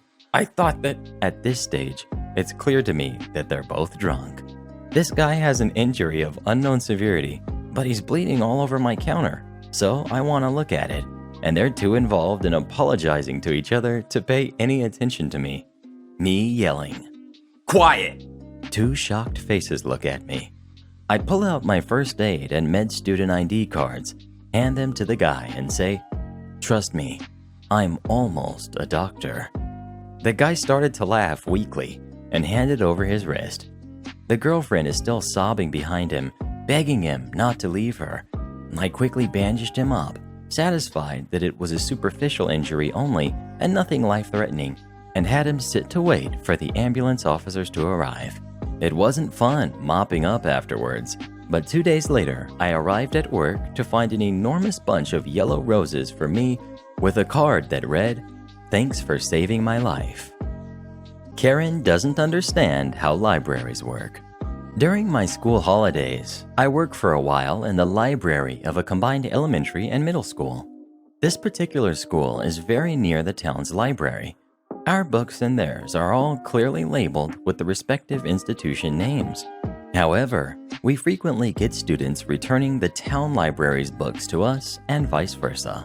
The school's policy is to not help them return it to the town library so that they will learn not to make this mistake. I'm used to it as their kids, and they usually get it after a simple explanation. And then you get this. Parent, "My son got a call from the library saying they still owe books, but he returned them all last week." The school does not call to chase for books. We have a more relaxed policy and don't even fine for overdue books. The mention of the call is enough for me. But most customers aren't satisfied until you actually show them the record. Me. Okay, let me check the system. Pulls up the record. Ma'am, the system shows that he doesn't have any books on loan. Yes, they're from the town library. Oh, in that case, you need to call them to check with them. But he returned it. I was waiting downstairs. He told me he was going to run to the library and drop them in the book drop. Points to our book drop. He returned the town library's books here? Yes. So why are there still books on his account? Ma'am, our system is different from the town library system. He cannot return their books here or vice versa. Yes, he can. My son said he can. Sorry, ma'am. He may put their books into our book drop, but if we scan it, it won't be found in our system record. We will see that it's not one of ours and put it aside for the student to come back to collect it. Why didn't you inform us? We do not have any record of which student borrowed the book. But he borrowed it. It should show his name. Me, patiently. But our system is different from the town libraries. It will not show the name of the person who borrowed it. The parent keeps this up for some time. I'm trying my best to explain it patiently, but she doesn't get it. The elementary school students understand this better than she does. I end up using the dumbed-down parallel I give to the younger students. It's like if you go to McDonald's, you can't buy a Burger King burger there because they are different stores. You must have the book on the shelf. You can check the shelf and see that he did return it. I check the cupboard where we keep the town library's books that have ended up in our book drop, but we do not have the title that the parent mentioned. Sorry, ma'am, we don't have it. Are you sure he returned it here? Yes, he did. Why won't you believe me? Points insistently at our book drop. I'll get him to come and prove it. Okay, you can ask him to come by. Would you believe it? Some days later, the parent comes back again. This time, she has complained to the school office, who apparently was finally able to get through to her, that our library systems are different. My son returned the town library's books here. Do you have them? Me, checking to see if they have been found over the last few days. Yes, here you go. The person who called me said there's a fine for overdue books. You'll have to check with the town library. At the school's library, we don't implement a fine for late returns. But it's not fair. We shouldn't have to pay a fine. Sorry, I have no control over that. I have a feeling I know what's coming. Sure enough, she delivers. No, I shouldn't have to pay. My son returned it here. Points petulantly to our book drop. How can you charge me when I returned it here? I facepalm. I mean, I can excuse a kid for not being able to tell the difference, but this is an adult in her 40s. Entitled mom makes fun of my height to try and win an argument, so I return the favor with all of her flaws. I'm turning 27 in a few weeks and stand at a meager 5'2". Because of my height, people have never taken me seriously, and it will probably be a long time before anyone does. Most of the time, I try to keep myself busy and not think about it, but in my private moments, I find myself hating this accursed height, or when I'm feeling moody. Please don't leave comforting comments, they only make me more miserable. Cast. We've got me, we've got Entitled Mom, and we've got Entitled Mom's daughter. Story. So I was standing in front of a self-checkout after picking up groceries, and it was one of those days when I was feeling moody and was wallowing in self-pity. Suddenly, a Karen appears and cuts in line. She didn't even stand in a correct spot for the social distancing, just waltzed in front of me. She was with her daughter, and the daughter already looked like she wanted to bury her head in the sand. Not wanting to deal with this, I decided to call her out. Me. Excuse me, but you just cut in front of me. Entitled Mom. No, I didn't. You are just slow. Please get behind the line. I've been waiting. Daughter. Mom, he's right. You aren't even... No, I got this. Turns back to me. I'm not listening to someone so short. She was around 5'7". Me. What does that have to do with you cutting in line? You just don't understand how our society works. No one's going to listen to you, hobbit. People behind me went, oof, and the daughter buries her head in her hands. Me, with nonchalant look. You don't understand how our society works either. No one's going to listen to your lack of logic either. She was left stunned. People snickered, and even her daughter was trying not to laugh. One of the checkouts became available, and I went around her to purchase my food. I thought this was the end, but no. Entitled Mom wanted to win this bitter battle. She came up to me, used her arms to swipe everything off the counter. You will apologize and buy my groceries. Me. No, I will not apologize for something I'm right about, let alone reward your childlike behavior. I am older and wiser than you. You listen to me. Me. I'm a senior at our state university, averaging 3.8 GPA. What's your education? Her daughter chiming in, giggling. GED? Entitled Mom. Her face goes red. I still have authority to ruin you. My husband is me. Okay, I'm gonna have to stop you right there. Tell me, have you done any sort of work aside from getting money from him? Entitled Mom. What does that have to do with me? Have you endured any form of hardships, struggles, or problems to get to be where you are? Entitled Mom finally shuts up. Me. You see, that's the difference between you and me. Regular folks like me had to work their butts off to achieve what they want, unlike you, who had everything handed down because you married some rich and powerful dude. Entitled Mom was about to say more, but that's when the manager and security dude arrived. Didn't even need to take statements. Apparently, she was banned from this store. Didn't figure out why before. She was quickly escorted out with her daughter trailing behind.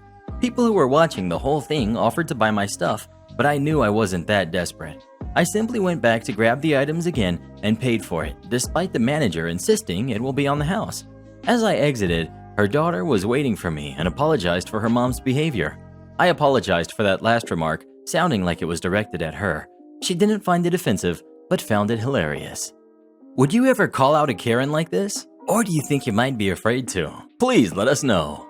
I dare you to call me out. Am I the jerk for not letting my boyfriend correct a Chinese woman? We live in a shared house with a bunch of random Craigslist roommates. One of them is Chinese and was sitting at the kitchen table during lunchtime slurping her noodles and minding her own business. My boyfriend had just come into the kitchen to eat his own lunch, and rather than ask her how her weekend was or any other polite conversation, he instead asks her, "Can I teach you something about culture?" I knew he was going to tell her that Americans consider it rude to slurp food. But this lady wasn't at a business event, she was in her own home, and, in my opinion, can eat her own culture's food however she wants to, especially since she was sitting alone by herself first, and we just happened to enter the same room after. So I cut my boyfriend off and said, "Stop!" He kept trying to talk to her. "Don't say anything," I said again. He kept wanting to press the issue. Ignoring me, he said, "I don't care, but Americans think it's rude to slurp your food." "Jeff, stop it! Drop it!" I said, as she looked highly embarrassed and quietly continued eating her meal. I apologized to her and said, "I apologize for Jeff's comment." And he said, "And I apologize for my girlfriend not letting me talk to you." I don't think it's Jeff's place to educate people who didn't ask for feedback and were just trying to be comfortable in their own home. He thinks I'm being culturally insensitive for not letting him help teach her American customs. Who's being the jerk here? Edit. By help teach her American etiquette, he meant that he wanted to tell her that Americans would find it rude if she slurped her food at a business lunch or such occasion, not that she had to stop doing it at home. He worked as a cultural consultant abroad, helping foreign business people secure deals with Americans by teaching them about customs and mannerisms and whatnot. So I genuinely believe that Jeff thought he was doing her a favor by letting her know that others might be turned off by her slurping. But I still think that, 1, it's not his place to give such information unsolicited, and 2, the minute you point out that Americans find slurping rude, she's going to feel self-conscious and judged about doing it at home, even if Jeff says it doesn't bother him. Well, what do you think? Was her boyfriend in the right to do this, or was he completely wrong? Please let us know. I'm really in the mood for some noodles now. I love noodles. My stepmother is a Disney classic. A bit of backstory. My dad met my stepmother shortly after my mother died. Don't feel sorry, she was a narcissist, but that's a story for another dozen or so posts. I always knew she didn't really love me, but I was 18 and moved out shortly after and didn't really meet her that often, so it didn't bother me. She made my dad happy and we were civil. Not friends, but not enemies either, so I was fine with it. And now to the story. I went to visit my dad for 2 weeks and brought my son with me. Everything seemed to be fine at the beginning. I have a half-brother who is 6 at the moment. My son is 3, so they played together. There were a couple of fights, nothing major, just 2 kids having disagreements. And then this Saturday, I went to bed early because I had a migraine, so I didn't help clean up in the evening. The house they live in isn't fully renovated yet, so there's a ventilation pipe next to the room I was staying in through which I could hear the conversation she was having with my dad, talking about how bad of a child I was not to help clean up.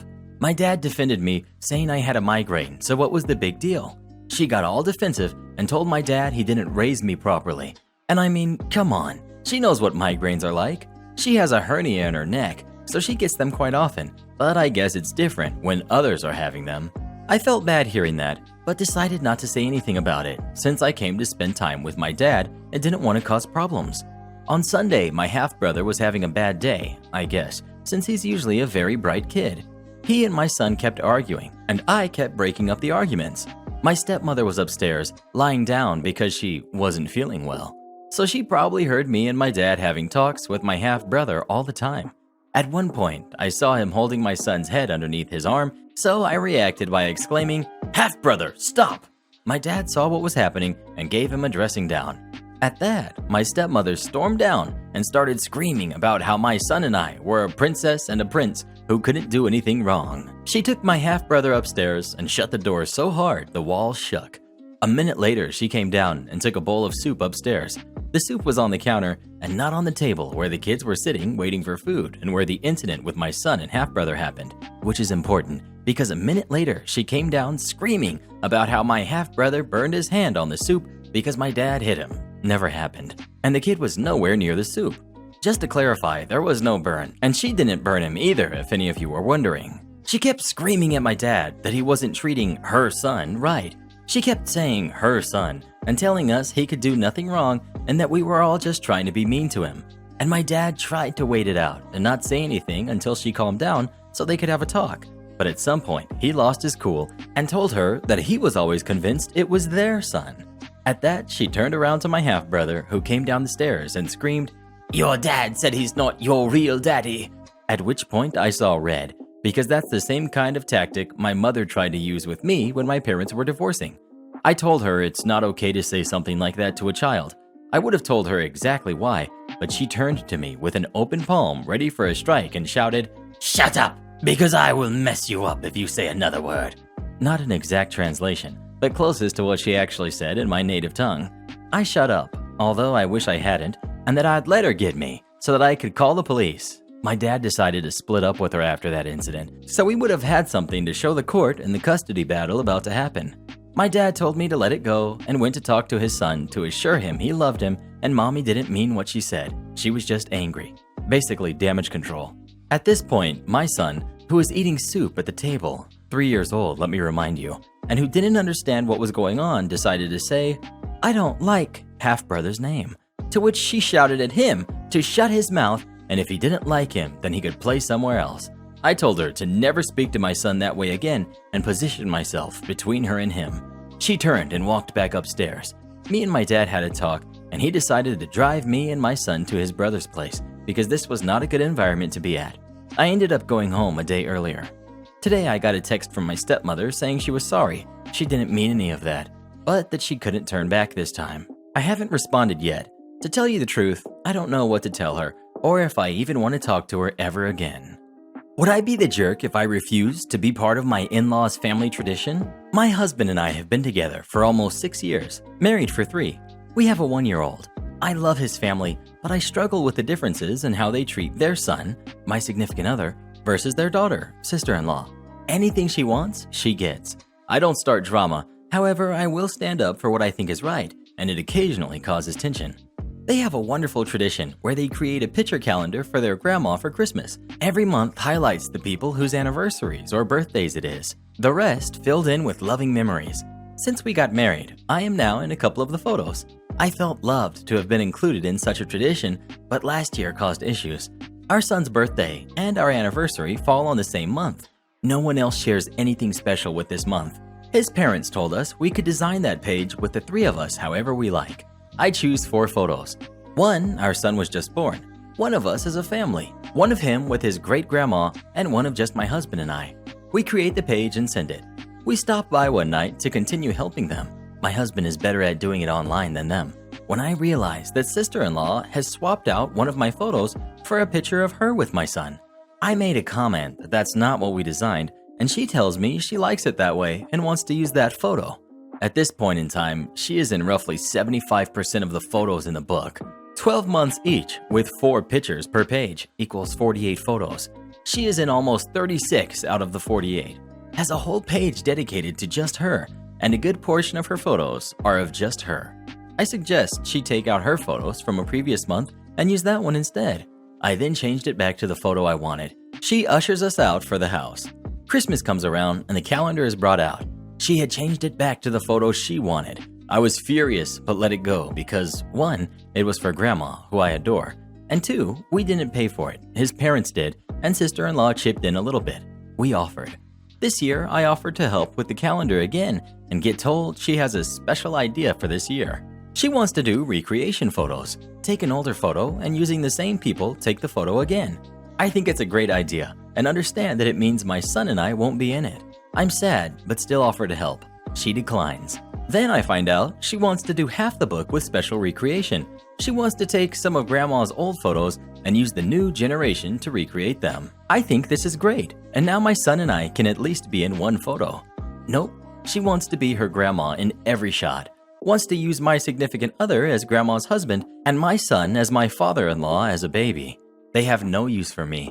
I mention this makes me upset, and I want to be part of this tradition. And upon her parents pushing, she tells me that I can take the group family photos. Would I be the jerk if I tell them no? That if I can't be in it, I don't want anything to do with it? Update. Wow, this has taken off. Thanks for all the love. So a few hours after I posted, my significant other came home for lunch and inquired as to why my phone was blowing up. I told him. He was mad.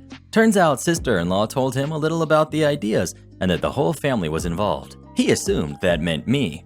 He's now refusing to do anything unless I'm part of it, and that our son will not be in anything unless we are a part of it, unless it's a gin pick. Said I am his most important family. Now he wants nothing to do with the calendar. I'm trying to talk him into talking to his parents first, as this is a lovely tradition. I just want to be a part of it too. How I got revenge on my realtor after I was tricked into a 1-year contract. My husband and I met with the top realtor that a very popular agency had to offer. We saved for 2 years and we were ready to buy a home. He was confident, encouraging, and made us feel like he could get us into our dream home. We reviewed financials with him and he saw we each had Tier 1 credit, both scores over 800. Plus, we had enough saved for a conventional loan. He was clearly so happy because he could smell that commission check. He brought out the contract. We discussed the buyer/agency contract, which didn't seem like a big deal because we were very serious about buying. We also knew most realtors did this, so it wasn't alarming. In case you don't know, the contract is standardly a 3-month contract stating that you will not buy/rent/lease any property without the realtor getting their fair commission. And if you go behind their back with someone else, they will be entitled to a percentage of whatever property you purchase. The clause he failed to mention/we missed, this was a 1-year contract. We weren't worried at first because again, we were sure to be buying a property. Let me tell you, when we told him the price range we were looking, about $150,000 under what the bank approved us for, he became completely upset and defensive. Why are you dropping your standards? Don't you have any dying relatives who could co-sign so you can get the house paid off quicker? I don't want to show you houses in that area, etc. He saw that large commission check vanish before his eyes. We continued to stay in touch because what option did we have? We were contractually committed to buying a home through him and only him for the next year. We sent him links to many houses, asking when we can see them. He would take a week or two to respond back, and when my dream home slipped through my fingers due to his delays, I had enough. I politely asked if he would relinquish us from the contract, as we clearly had different goals. I apologized for being upset, but I told him why. I said I didn't feel like he was making us a priority and I would rather hire someone private. His response? Well, I'll be running your financials for the next year to see if you buy/lease/rent anything. I'd reread that contract you signed and find a lawyer. Then he cut communication. I complained to the agency and they said, try and work it out with the realtor himself. When I told them I already tried, they brought up the contract. I said I was going to speak to a lawyer about the contract. They laughed and said good luck.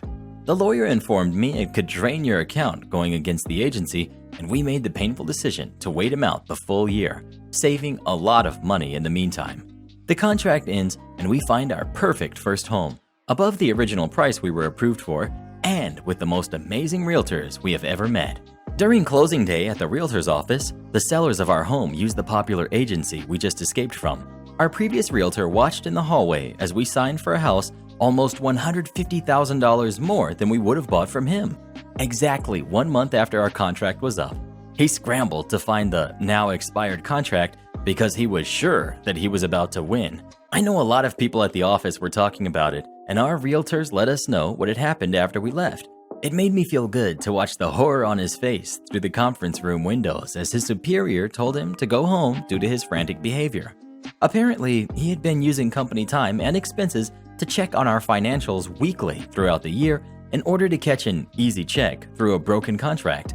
There was no confrontation between us directly, but I definitely feel like we won that one. I looked on their company website, and his name has been removed from their listed agents. Speaking of dream home, what would your dream home be like? How many bedrooms would it have? And how big would it be? Please let us know. I deserve a mansion, and one day I will have it. Am I the jerk for replying to my coworkers' compliments with a negative story?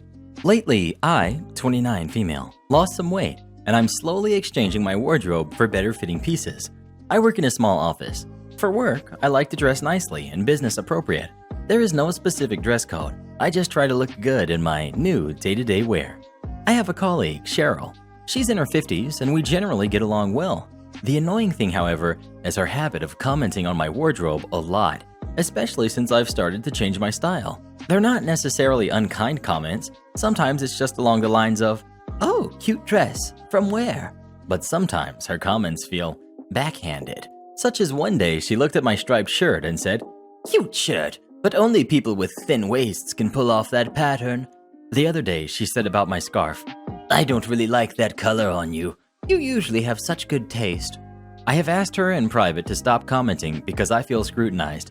She said she would, but soon enough it started again. I've tried to ignore it, but to no avail. I have thanked her and smiled, but I found myself dreading going to work in the morning because I knew that she'd comment on something again. Now, where I might be the jerk.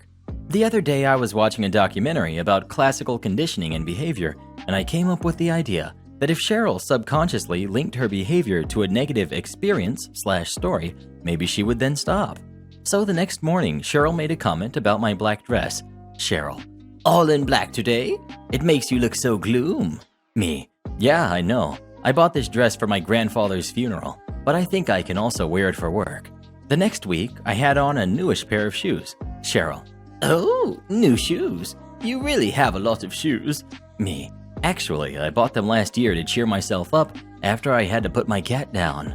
The next time she made a comment on my shirt and that the color didn't suit me. I replied, not verbatim, "Yeah, my sister made it for me. I would not buy from fast fashion retailer. Not after that garment factory collapsed in Bangladesh some years ago. Over 1,000 people were inside of it. Ever since then, I've told a sad story every time my wardrobe came up. Think operations, breakups. None of these stories are made up, by the way. They're just not happy chit-chat. I feel that ever since I started my little experiment, her comments have died down. The other day, though, another coworker told me that Cheryl complained about someone in the office always being a downer and not being able to accept a genuine opinion. Now I feel like a jerk for not just sucking it up, because actually Cheryl has been very helpful ever since I started working there. It's just her comments that drive me up the wall. Am I the jerk for replying to my coworkers' compliments with a negative story? Do people ever get on your nerves by commenting about what you're wearing? If so, what do you do about it? Please let us know. I dare you to insult my wardrobe. Woman versus mechanic. A couple of years ago, my car trunk was badly dented after someone hit me from behind. He was texting and didn't realize I stopped at an intersection. Obviously, his insurance agreed to cover all damages. Brought my car, which was merely 4 months old, back to the original dealership for repairs. Important for later. The repair center is right next to a big lot where they stored the cars not on display. Fast forward a few weeks later, repairs were done and they called me to come pick up the car. During inspection to make sure everything was fixed, I discovered that the trunk lock latch was not working properly. I mentioned this to the mechanic that was inspecting my car with me, and I will never forget what he said to me. Quoting in his exact words, he said, Ma'am, with your 4 doors shut and all your windows up, it creates a pressure which makes it difficult to open your trunk door. I was speechless for a few seconds, then told him I may be clueless about cars, but that's not how my trunk door functioned prior to the accident. He kept trying to convince me I was wrong and that nothing was wrong with the latch, and I kept insisting there was something wrong. The supervisor saw us arguing and came over to ask what was wrong. The mechanic explained to him that I refused to accept that nothing is wrong with the door latch. The supervisor then told me I can walk around the storage lot and open some of the trunks of the same model car as mine to feel that mine works the same. He then asked the mechanic to walk with me and added, as a matter of fact, she can pop open every trunk. Malicious compliance ensues.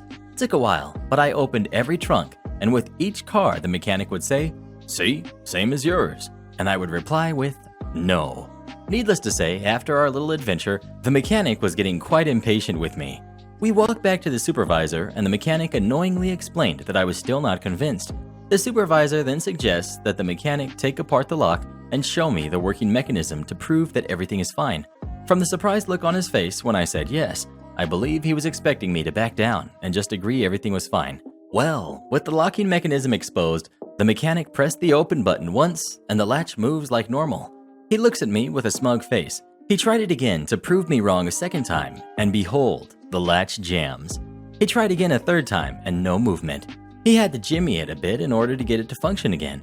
All of a sudden, he just walks off. Of course, I asked him where he's going.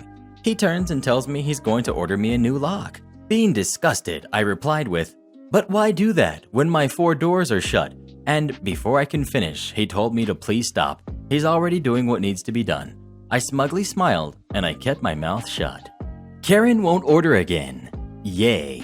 There's been a Karen at the restaurant I work at, and I've been dealing with her since week 1 of the lockdown here. She was a new customer that first week. She'll order delivery once a week or so, and she always has a complaint about the food. After the first delivery, the manager said we had to take her payment over the phone, against policy unless an exception is approved by the manager, because the driver wasn't comfortable going into her house to take her payment. If I remember correctly, 1 or more members of our family were sick. She's pushed back on that a couple of times, but we always make it clear that we need to take her payment over the phone. Without fail, she always called back to complain about the food. The first couple times, she had ordered during a rush, so it wasn't unreasonable for the food to be a bit dry or something to be a bit off. She wanted the fries in a separate container so they weren't soggy. Okay, reasonable, but no need to sound so aggressive about it. Then we realized what she was doing and told the manager, as our policy is to give the customer a discount on their next order if they have a complaint about the food. This continued for a couple of orders. Then yesterday, I saw a note about the phone saying they were no longer giving this customer a discount. I verified with the manager that this was ongoing and not a one-time occurrence. My Spanish, primary language at the restaurant, is pretty weak, so wanted to make sure I read it right. And today, the customer ordered again. It was a bit different from her usual order, and I read back the order to make sure she didn't have special instructions. Sure enough, she calls after getting the food to complain that the sandwich was dry and not on French bread. That sandwich doesn't come on French bread. It comes on sweet bread of the same name of the sandwich, and she didn't specify that she wanted French bread. I explained that management told us we wouldn't be giving her any more discounts since she had an issue with every order she placed, and she got even huffier and said she would never order from us again. I have 2 awesome managers, assistant managers. The main manager is usually only here for the morning shift, who are very supportive of dealing with any Karens, and they handled the situation great. We always give customers the benefit of the doubt, but if they claim something was missing that we specifically remember putting in the bag, usually an odd item or one that had specific changes we had to verify with the runner, they've got our back. I don't work for you, Karen, and I won't. I do a lot of work with lumber and sell the finished products to a select few clients, mostly smaller stores. This puts me into shops and markets fairly often, around 3 to 4 times a month, usually delivering the goods or picking up the trade-in stock/parts, depending on the arrangements. That said, I just got home from a drop-off and pickup routine, having scored a solid win with what I'll admit was a subpar retooled handicap-friendly working desk and cabinet pairing. In exchange, I got my hot little hands on ridiculously underpriced black walnut I have plans for, meaning I am having an awesome day. Cue the arrival of the Wonder Twins at my workshop door, pounding loud enough that I can hear it over my music. My shop, my rules, my pick of the tunes. I walk to the door, dressed in my flannel finery and fresh sawdust. Not happy with anyone, but the select few people who know not to knock if they can hear me playing music. I don't do walk-in customers, nor allow visitors inside of the shop. Karen. Did you or did you not build my husband a set of pantry shelves last week? Me. Probably. I know that I definitely delivered some to a seller. Yes, last month, 2 days before Thanksgiving. Whatever. We demand a refund. Take them out immediately. No, I don't do installation or removal. That's a not me department issue. You may leave now. Karen tries to jostle past me and get into the working area of the shop. Me. Okay, this is a language barrier issue. See yourself out and don't come back. Like, ever. Nobody is going to be allowed inside of the shop. I demand a refund, and I will be getting my refund immediately. I'll call the police. Have at it, cowgirl. I'll be pressing charges for what it's worth. I don't know you. Karen dials her phone, ranting and raving. I lock up the shop and monitor for the duration. Karen smugly. You're gonna get arrested, you sanctimonious jerk. Me. Sure. I'll be over here smoking a cigarette. I forbid you to smoke. Yeah, not going to happen. My property, my smoking rules. Kick sand, lady. I'm thinking. I smoke, she fumes, the police arrive and park in my driveway. This doesn't bother me, as I could give a rat's toochus what my neighbors think. Karen. Arrest this man for fraud. He threatened me. Me, pointing to the cameras installed on my shop exterior, shrugging. Cue the cops nodding to what she's ranting about. Me retrieving the laptop from the dining room table and bringing it out to them. Me. So, to help clear up some confusion, I can show you guys the video. Cops. Yes, please. Step over there, please. I oblige. They review the video. Karen suddenly changes the narrative. I'm her employee. Her husband is on his way to prove it. I stole stuff. What? I ask what it is that I purportedly stole, and for a description. None available. She's demanding access to the shop, saying she definitely saw it earlier in the day. Definitely close to her lunch break. I tell the cops to scroll back to around 2 o'clock in the afternoon. Then she's changing the timeline to yesterday. Again, I ask for the specific time of day. Another change of narrative. Now, I've stolen cash from her. Yeah, my patience died with that one. Me. If she can't get or keep her story straight, allow me to do so with mine. I don't know her, her husband, or their many problems. I do know that she is trying to get into my shop, and I will be pressing charges for the attempts, plus trespassing, and being a jerk. Cops scribble their notes, take our names and details, escort her from the property, and remind her to not make it difficult on herself by returning. They make a reasonable request that nobody presses charges, which is cool with me. Karen required further discussion on the topic and similarly obliges. I close up the shop for the night, sit on my front porch and wait. Doesn't take long before her husband shows up, not demanding a darn thing, just issuing well-worn apologies for his wife's behavior. We shake hands, share a few laughs, and I do indicate that I have no interest in being a part of any future direct transactions with him. I do point out where he can get more of my finished product if he's so inclined, and off he goes to a place that I do not envy. I fired the client who gave out my address to Karen, and I stated that I would not be able to fulfill any future business with them. I don't mind the loss, and can probably get a better gig if I wait for it. Suffice to say, it's not been a good day so far, on the average. If you're reading this, Karen, and I mean this from the bottom of my heart, I hope that you fall on your keys and stub your toes on Legos in the dark. Entitled Kid and Entitled Mom demand that I gift them the new Fortnite skin. So this happened when the Cyclo skin came out on Fortnite. Here's a bit of context. I bought the skin and gifted my friend the skin as a late birthday present. Cast. We've got me, we've got my friend, we've got Entitled Kid and Entitled Mom. Story. So me and my friend were just chatting in the lobby until we wanted to do some squads. So he invited a friend to join us. As soon as he joined, he yells into his mic. Both of you got the Cyclo skin? Me and my friend. Yeah, friend. Well, actually, OP gifted it to me for my birthday. Entitled Kid. Wasn't your birthday 3 days ago? Friend. Yeah, but OP couldn't decide what to get until the skin came out. Entitled Kid, now talking towards me. Can you gift me the skin? Me. Sorry, man, but I don't have enough V-Bucks right now. Also, even if I did, I don't even know you. Entitled Kid. I'll send you a friend request. Friend. OP just said he doesn't have enough V-Bucks. Entitled Kid. Then just buy more V-Bucks. Me. Sorry, but the answer is no. Entitled Kid started to get angry at this point. Gift me the skin, or I'll tell my mom. Friend started chuckling at this point. Me. I'm still not getting it for you. I then hear him take off his headset and start walking away.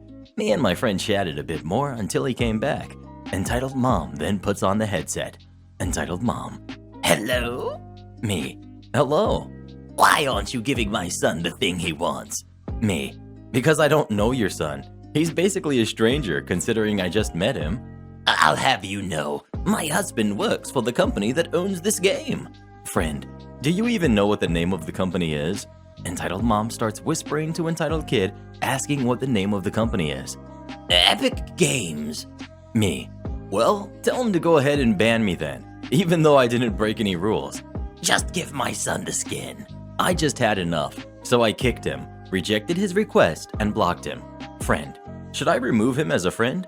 Me. Go ahead. Also, no, I don't just play Fortnite. I mainly play SSBU and Minecraft. Speaking of Fortnite, have any of you ever played it? And if so, do you like it? Please let us know. I still don't see why he couldn't just buy him the skin, to be honest. Am I the jerk for asking my girlfriend to consider quitting a job that bothers me? Before anyone gets upset, I am not insisting that she quit this job, and if she chooses not to, that is her prerogative. I just asked her to consider doing so. My girlfriend, Anna, is currently a law student, her second degree after qualifying in a language degree.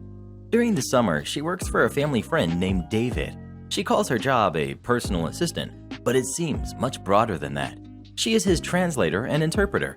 She goes to events with business partners as his date or partner, and when clients visit David at home or go to dinner with him, she entertains their wives and makes drinks or entertains and cooks, etc.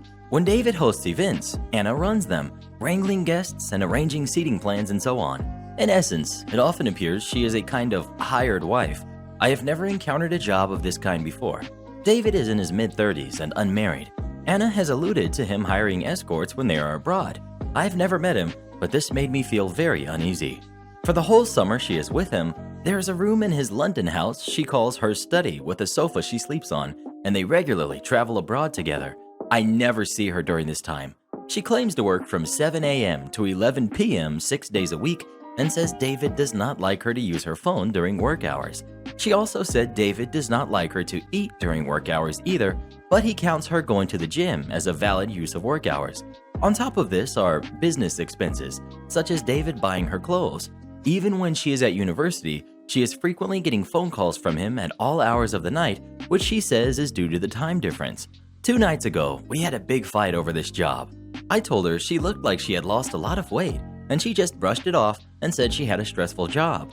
I said it seemed like a very weird set of duties, and she got defensive, saying it had started out as a more normal job, but that she had taken on more duties as David has started to depend on her. How much can he depend on her when she's still at university for a third of the year?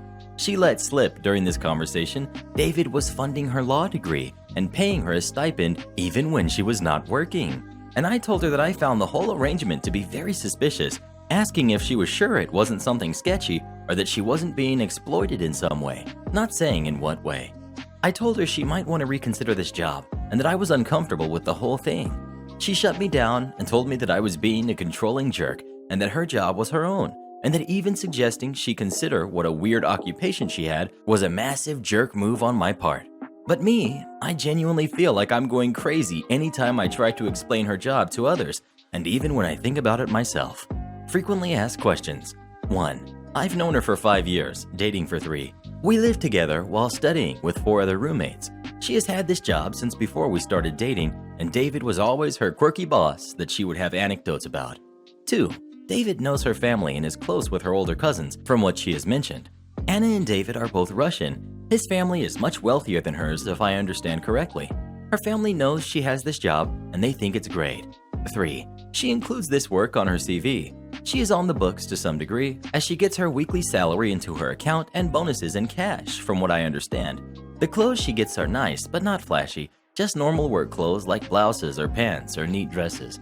I do not know if they are designer. She has the occasional, very nice dress from an event that she either sells for extra cash or keeps for other events. I do not know if it is from a high-end label. 4. There is a possibility, mentioned elsewhere, that she may be misrepresenting the eating rules due to her history of disordered eating. This is something I intend to discuss with her. 5. You can stop telling me she's likely cheating with David.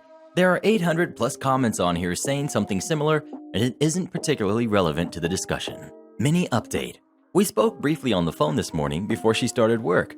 She apologized for flipping out, saying that she was stressed and unwell. I said I wanted to bring her and David out for lunch to clear up this misunderstanding and apologize for being controlling. She went off the phone to speak to someone and came back on and said David wanted to have me for dinner, presumably not in the Hannibal sense. She said she would get back to me by the end of the day with a day and time that works, and if she doesn't, well, I don't know. Well, what do you think? Would you be uncomfortable in this situation too? Or would you be perfectly fine with it? Please let us know. I just want to know if David's hiring. He sounds like my kind of man. Yes. Karen tries to push my staff off a ladder. I was a site engineer in the finishing stages of a mall. Restaurants and stores were handled by their own contractors, and our only interaction was to ensure their compliance and connection to the mall's overall fire emergency system. Now, hooking up a normal-sized store would usually take us an hour because we had to simulate a fire and ping every fire detector to ensure we had their proper location and address. We usually did this in the early hours of the morning, around 8 a.m. However, by the time we reached the restaurant level, they had already opened, and on this fateful day, I had the largest restaurant on that level to deal with. While we started at 8 a.m., it was around 10 a.m., and we were only halfway done when the restaurant opened to the patrons. Cast. We've got the manager, the entitled mom, daughter, son, and me. Manager. Baron, I'm going to let in a family who came early, because it's really hot outside. Me. Fine, but please keep them on the right wing of the store while we finish here, and we'll try to keep noise and dust to a minimum. Entitled mom. I have a reservation for 3. Manager. Hi, yes.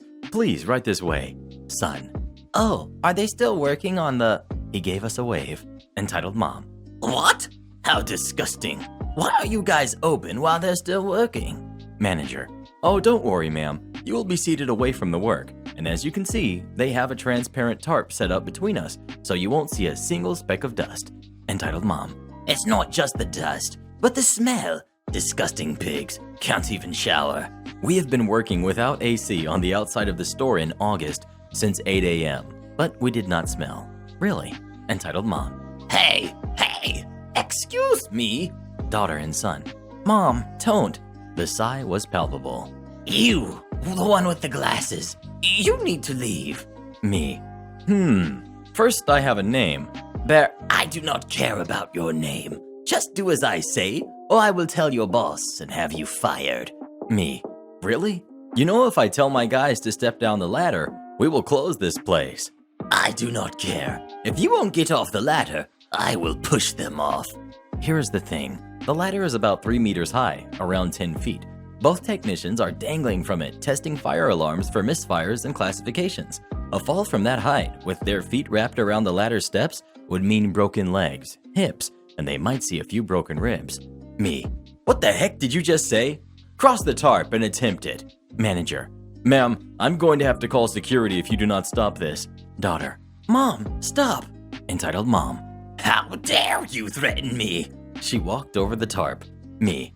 Okay. I slapped her with the back of the iPad I was using as a checklist and pushed her onto the floor and across the tarp. Threaten my staff again. I dare you. Entitled mom. How dare you touch me? I will have your head for this, you pig. Me. Well, I did not really touch you. I do not touch trash barehanded. I wiggled my iPad in front of her. Entitled mom. Son, get him. She began breathing heavily and as if a demon was going to appear by her side to attack me. Son. No. He grabbed his mom by the shoulder, helped her up, and ushered her out the door. I've never seen someone more ashamed. Manager. Miss, I called security. Please step outside with me. Aftermath. The security came and took their statements. She screamed a few more insults and said I attacked her. Once they mentioned cameras, she started to pretend to faint. I was called in and asked to tell my side of the story, and mine was corroborated by the cameras in the store. I did not face any charges, and this lady was banned from the mall. Her kids, however, were still allowed to enter normally. The primary reason I've been holding off this story is because how I handled it was immature, and where I should have de-escalated the situation, I reacted by enticing a confrontation. Regardless of whether people deserve to be called out for their behavior or punished should be a matter of law and not personal vendettas. While I did not get punished, I am somewhat ashamed of my actions. When possible, we should try to de-escalate situations, a lesson I learned after a few more of these encounters. Author's note: slap here might be too aggressive of a description, but it's the closest term I could think of. I firmly placed the iPad on her face and forcefully pushed it off. In other terms, the iPad did not forcefully collide with her face initially, but it was a powerful push followed by a body shove. Am I the jerk for drinking in the morning and telling my girlfriend to leave me alone about it? I, 29 male, have been dating my girlfriend, 27 female, for a year and a few months. She moved in with me just about 3 weeks ago. Honestly, since she's moved in, I've been feeling a bit smothered. She's currently unemployed due to what's going on and doesn't seem to be very aggressively looking for work. And I feel like she sort of expects my attention all the time, and I feel like she's been scrutinizing me too much. I'm an essential worker and recently was moved to overnights. Yesterday morning when I got home from work at a little after 7 a.m., she wasn't awake yet. I was a little too wound up from work to go straight to bed, so I decided to pour myself a bourbon and sat down to find something mindless to watch on YouTube. My girlfriend got up maybe 15 or 20 minutes later and came into the living room where I was sitting. As I greeted her, I saw her eyes narrow as she looked at the glass in front of me. "Wait a minute," she said. "You're actually drinking?" "Yeah, so?" I answered. "It's morning. Who drinks first thing in the morning?" I tried to explain to her that it wasn't first thing in the morning to me, that this was my evening time, and that just because I worked overnights didn't mean that I shouldn't be able to unwind after work with a drink like anyone else. But she couldn't seem to get past that it was the morning. Finally, I'd had enough and told her that she needs to stop smothering me, that I'm a grown man, and unless I'm doing something egregious, that I shouldn't have to justify myself to her, and that I don't need her permission to have a drink. I told her that I was trying to relax, and that if she was just going to give me a hard time, to please just leave me alone. She's been pretty quiet with me since. I know I hurt her feelings, which I feel bad about, but I also think she was being unreasonable and somewhat controlling, and that it wasn't wrong to tell her to knock it off. Am I the jerk? Wow, this blew up. Thanks everyone. I have to say, I went all the way to the bottom just out of curiosity over the unpopular opinions, and a couple in particular didn't deserve the downvotes. One especially suggested that this may have been mere growing pains for a couple newly learning to live together. Although I absolutely still think my girlfriend was being way too close-minded and somewhat controlling, I think that poster may have a point. My profession is a currently unpopular one and has a pretty abysmal divorce rate, and while my girlfriend was being unfair, I realize I also took my night out on her to an extent and probably should have been more patient. Hopefully she can see my side too. To my aggressively seeking employment comment, most of my state has reopened, and while it's still a really tough job market, it's not abysmal by any extent. Well, what do you think? Do you agree with OP or with his girlfriend? Please let us know. Tell him to pour me one too. I could really use it right now. How a game of Tetris ended years of bullying from my father-in-law. I wish you were a challenge. That sentence has echoed in my father-in-law's house for months now, and even saying the word Tetris around him causes him to turn into a ball of rage.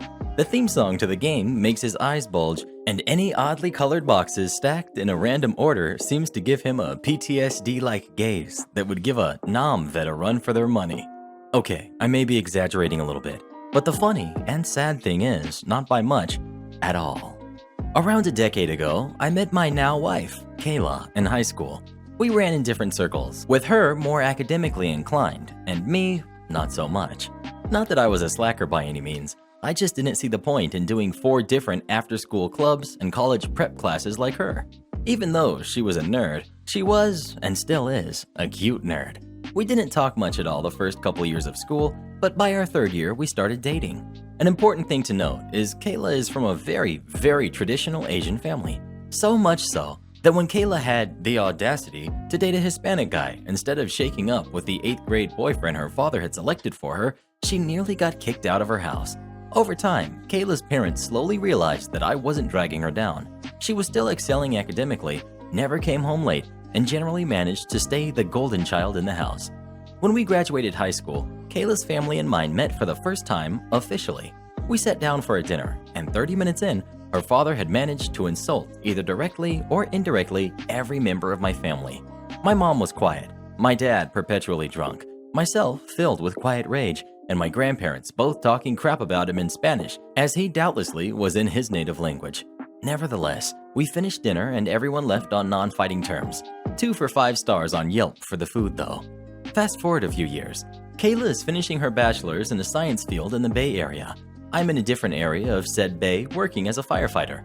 It's longish distance, but we meet up every weekend and sometimes a day or two during the week. Somehow we survive the college crunch of relationships and actually come out stronger for it. We were in love, we made it work, and her father hated it. Her father, who I suppose I'll call Jasper, because forget that name, still hated me. For years, every time he'd see me, he would pointedly ignore me unless it was to try and belittle my career or income. I would begrudgingly attend family get-togethers hosted at his house. Inevitably, the drinks would start being passed around, drunk Jasper would come out, and he'd try and pick a fight with me while his clan of brothers and nephews held him back from actually swinging on me. Repeat basically the same events over and over for a few more years, and that sums up our relationship. I was the despised demon of a man keeping his angel of a daughter away from marrying her Asian Prince Charming from an acceptable family, so she could breed 40 kids and become both a perfect housewife and a lawyer doctor specializing in engineering while running a Fortune 500 company. Point is, the guy had expectations, lofty ones, impossible ones, but still expectations. So naturally, I did the worst possible thing in his mind and proposed to Kayla. She did the even worst possible thing and accepted. Seriously, I still don't know why. And we were set. The Facebook posts flew, the Instagram pictures set, and appropriate texts and phone calls made. Naturally, I completely wimped out of being there when she told her parents, but in my defense, I was busy. But being a massive wuss hiding in a fire truck on a volunteer day of work. Still busy nonetheless. From what I gathered, it went about as well as anyone could expect. I like to make jokes that he pulled a Mushu from Mulan and started saying, "Dishonor on you, dishonor on your cow." But Kayla doesn't like it when I make that joke, but I still make that joke. But it's not entirely a joke. He really did say I'd dishonor his family, bring shame, how could he save face, etc. Some months later, Kayla and I both miraculously have a week or so off at the same time. Kayla has a magnificent idea. She's going to throw a little party celebrating our engagement. Where? Oh, of course, at your dad's house. Perfect. Oh, right, because he has a pool. It's December, Kayla. Who the heck is going swimming? Fine, yes, grand idea. Let's go. Kayla and I arrive in typical fashion. We all start drinking and eating. Most of the family is happy for us, besides a couple of holdouts, and the night goes well.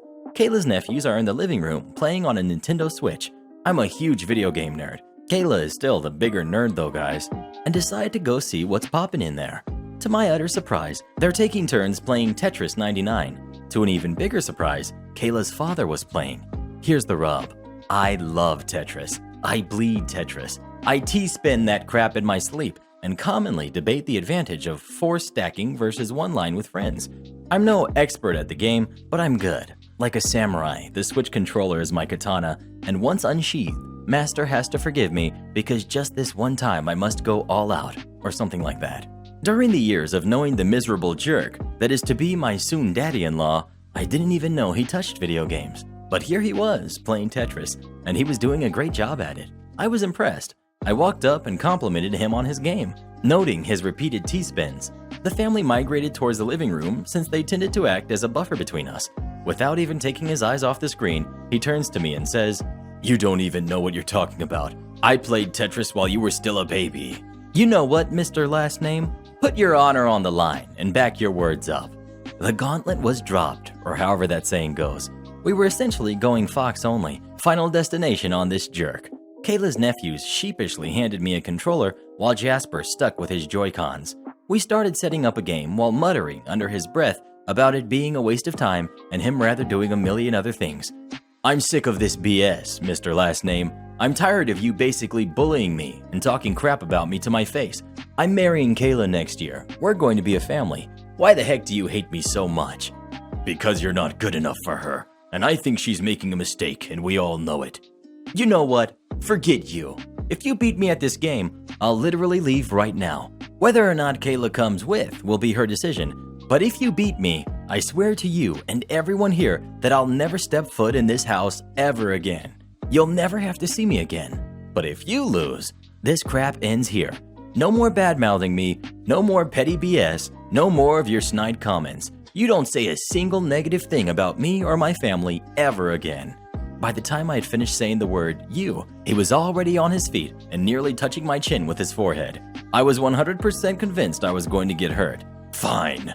No, swear it. Swear it to everyone here and put your name on it. I swear it. I never want to see you in my house again, you jerk.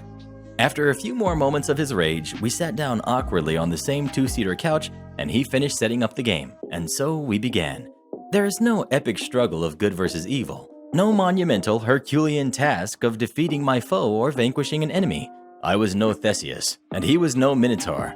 Just Tetris, blocks and more blocks, in a room extremely silent with nothing but the doo-doo-dee-doos of the music and the sound of our controllers. Around 2 minutes into the game, Jasper loudly comments, "I wish you were a challenge." Apparently, my block stacking skills weren't up to his standards, but we had 70 or so bots to clear through before it really began. Bot by bot, block by block, it slowly whittled down till blocks quickly fell down. KOs and flashing lights filled the room as the numbers slowly dwindled down. 12, 11, 10. The music switches. The blocks fall even faster. Jasper and I calmly stacked blocks. 4, 3, 2. It was just us. I'd like to lie to you and say we played Tetris for hours in a slugfest like I was Rocky, but it didn't turn out like that. It was anticlimactic. He messed up and rapidly got stacked out, quickly and without any satisfaction. The victory for me popped up and burned into his eyes. I assume, given that he wouldn't look away from the screen. I had won. I slowly rose to my feet, turned to him, and respectfully extended my hand towards him, eager to squash years of animosity and hate and start planning a father-son fishing trip. That's a lie. I stood up and looked around while the family remained silent and unsure of what the heck just happened. Jasper seethed. I looked at him for a few long seconds until we made eye contact. I wish you were a challenge. Needless to say, I ruined that party. Kayla wasn't happy at all. I was slightly drunk still, and Jasper had straight up walked to his room and slammed the door. But to his credit, I had never heard a negative word out of his mouth again to this day. He just flat out doesn't speak to me unless absolutely required. Nobody in the family talks to him about me, but nobody in the family has ever heard him talk about me at all. It's as if I don't exist. I'm content with that. Since then, Kayla and I had a hilariously terrible wedding, but remain happily married and in love. Family events are always awkward, but in a good way, I think. Who knows? All I know is I like Tetris. Am I the jerk for making a scene during my husband's friend's baby shower over a comment? I'll try to make this as brief as possible.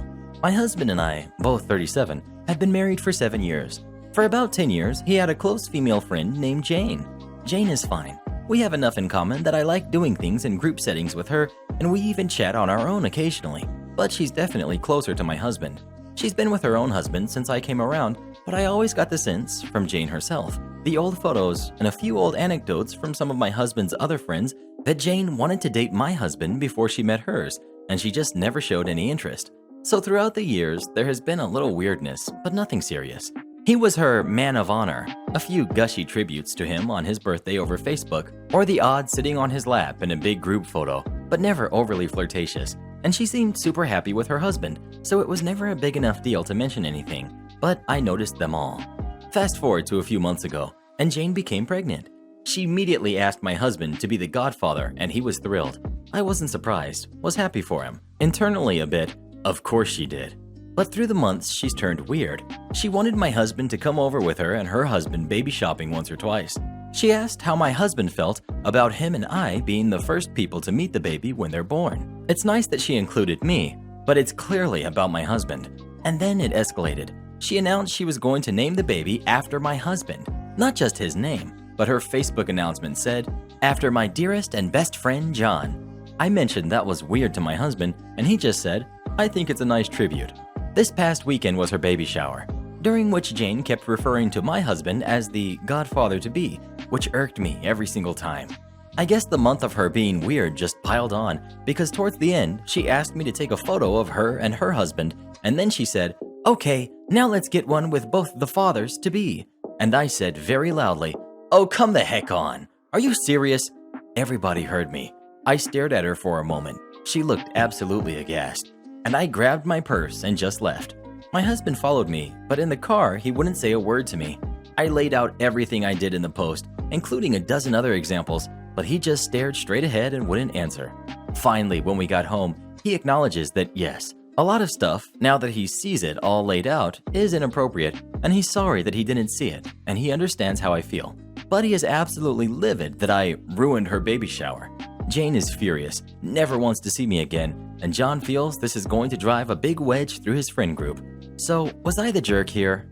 Well, what do you think? Do you agree with OP in this story? Or do you think nothing was wrong? Please let us know. I wonder how Jane's husband felt about all of this, to be honest. Am I the jerk for threatening to ban my brother from my wedding because he plans on proposing to his girlfriend during the reception? I, 25 male, am getting married in December. My fiance, 24 female, and I both are very excited and busy planning, and this incident is making things much more stressful. A couple weeks ago, I was talking about the wedding with my brother, who's 30, and he asked if it'd be okay for him to propose to his girlfriend at our wedding. I laughed and said, "Yeah, sure, if you want to get your butt handed to you by my fiance." He laughed, and I figured he got the message. The other day, my fiance came to me in tears, saying that my brother had called her and thanked her for letting him propose at the wedding. She told him that had never happened, and he wasn't allowed to do that, and he just laughed and thanked her again. I called my brother back and asked him what was going on. He's insisting that he's going to propose to his girlfriend at the wedding. He claims it's getting even, for when I announced our engagement at the same family dinner, he brought his girlfriend to meet the family. I had no idea. They arrived separately, and she got there after I had made the announcement. I told him if he doesn't get it through his head that he absolutely is not allowed to propose, both him and his girlfriend won't be allowed into the wedding at all, and if he tries to pull a stunt, he'll be kicked out immediately. He didn't take it well and told the whole family. My fiance and I have been getting calls and messages from them telling us how selfish we are for doing that. How dare I turn my back on my brother? He's also now blaming me for spoiling the proposal to his girlfriend and the family, because if I hadn't been such a jerk, he wouldn't have had to break the news to the family like this. I still stand by what I did. I don't think I was out of line at all, but my fiance thinks we should have just let him propose to avoid conflict. I know it means a lot to her that everyone gets along and that there's no hard feelings, especially since she's feeling stressed as is, but I don't want to give in to my brother. Am I the jerk? To address something, while I understand the intent behind the suggestions, my fiance and I will not be telling my brother that we'll announce a pregnancy at his wedding in retaliation. We are unable to conceive, and this is a sore subject to us. Fire us or cut our pay? Enjoy a mass walkout. Back in the early 2000s, I worked for a tech company who offered tech support, on-site support, and training to organizations who either didn't want specialized IT staff or could benefit from outsourcing. 2006, and I'm still stuck in this job on the same pay. Conditions are worse than before, with no overtime, no flexi time, no financial compensation for industry qualifications, shortened breaks, and no pay raises since I started. To make matters worse, they sold part of the land that the office was on to a developer, and on-site car parking was now for management only. We had to either pay to use the nearby council car park or risk parking on the street. Morale was low, but despite bad pay, it was still good for the area we lived in. One Friday in July, I think it was the 21st, one of the senior engineers finds a document that he shares around the private chat app. It's a restructuring plan that the board voted in last week. Apparently, this had to be made available for the company for 3 months before any changes to terms and conditions could be made, so the board gave it a generic file name and tried to bury it in the large staff shared area of the network. One of the directors was selling his shares and moving on, having been headhunted by a large recruitment firm in a nearby city. The 2 remaining directors had managed to buy most of her shares with a small quantity going outside the company. This was the company response. Most of the document was a typical downsize/restructure package with a twist. A few team mergers, staff reductions, and pay cuts spun as if to say that they needed to maximize their profits to put the lost money back into the company. In October, a new contract would be released for all to sign and was generic. In November, the restructure would be announced, and by January 1st, the new structure would be in place. The directors noted that the new contract needed to include clauses for non-competition and for soliciting customers, as these didn't exist except for the sales staff. It also mapped current positions to their new ones and what the new salary would be. I would be down by £5,000 a year, But the twist was that anyone with the word manager in their title would have their pay increased drastically. The team manager's pay jumped from $52,000 to $65,000, for example. By the end of the day, everyone under the rank of team leader had seen this document and was not happy. Over the weekend, I got a text message from one of our senior engineers inviting me to a barbecue at his house. When I got there, most of the tech staff was there, and during the afternoon, we formulated a battle plan. Our revenge. Monday, 24th, July, 8 a.m. 26 people in the tech team arrived for work as normal, each with a letter for the senior manager giving their 1-month notice, and all quoting the clause in their contract that states that members of the technical team with access to confidential company information must be off-site and on gardening leave the same day as they hand in their notice. No exceptions will be given. Gardening leave is a term used to say that we still work for the company, have handed in our notice to quit, but can't remain on site or using company resources, so must wait out the remainder of the notice at home. We can't start a new job within that period. The net effect was that at 9:30 a.m., the director realized that his entire tech staff had quit and marched to the office floor and started harassing one of our seniors. The senior simply stood, took off his ID badge and swipe card, handed it to the director and told him, "I've already quit. This is me now sticking to my contract." On cue, most of the staff followed, with one member staying until lunchtime. From what I've been told, directors, senior managers, anyone they could get a hold of were on the phones attempting to fix issues. The unsolved open queue went from around 35 to nearly 100 by lunchtime, and naturally the blame was left firmly at the door of those who quit. We were even badmouthed to customers. The day after our notice period expired, the senior engineer welcomed 25 new staff to his new company and had already taken 10 large contracts from the place we used to work for. We all had better pay, not much, but it was better than losing pay, and much better conditions, with an actual career track rather than the whim of the managers. The old company tried to keep afloat for a year, but were losing money on every contract and couldn't afford to employ skilled or experienced people. They closed down in June of 2007, with the owners having to sell personal assets to pay debts, and the 2 remaining directors declaring personal bankruptcy too. I left the new company in 2010 as the market had changed and more companies were hiring staff than outsourcing, so contracts were harder to find, and I also had some minor medical issues that meant I needed to be near home. New company is still going strong though, having learned more towards web design and development than anything else these days. So Karen, what did you think of today's stories? They were horrible. Horrible? How dare you? These were some of the best we've ever read. Oh, shut up, Mr. Reddit. It's ridiculous what people like myself have to go through, dealing with stupid people like yourself and your subscribers. Look, Karen, you can say whatever you want about me, but don't you talk about my re-army. Tch, re-army. Most of your viewers aren't even subscribed to your channel. 70% if I'm correct. Well, I can't argue with that. That's true. Most of my viewers don't actually subscribe for some reason. It's because you're stupid, Mr. Reddit. No, I'm not. Alright guys, let's prove Karen wrong by making sure you're subscribed to the channel and turn on notifications. Pah, they're not going to listen to you. And if you'd like me, or Karen, what? To record a special message for you, come visit me on Fiverr, link pinned in the comments below. Never! And join as a channel member today, and Karen will give you a special shout out in the next video. Like heck I will!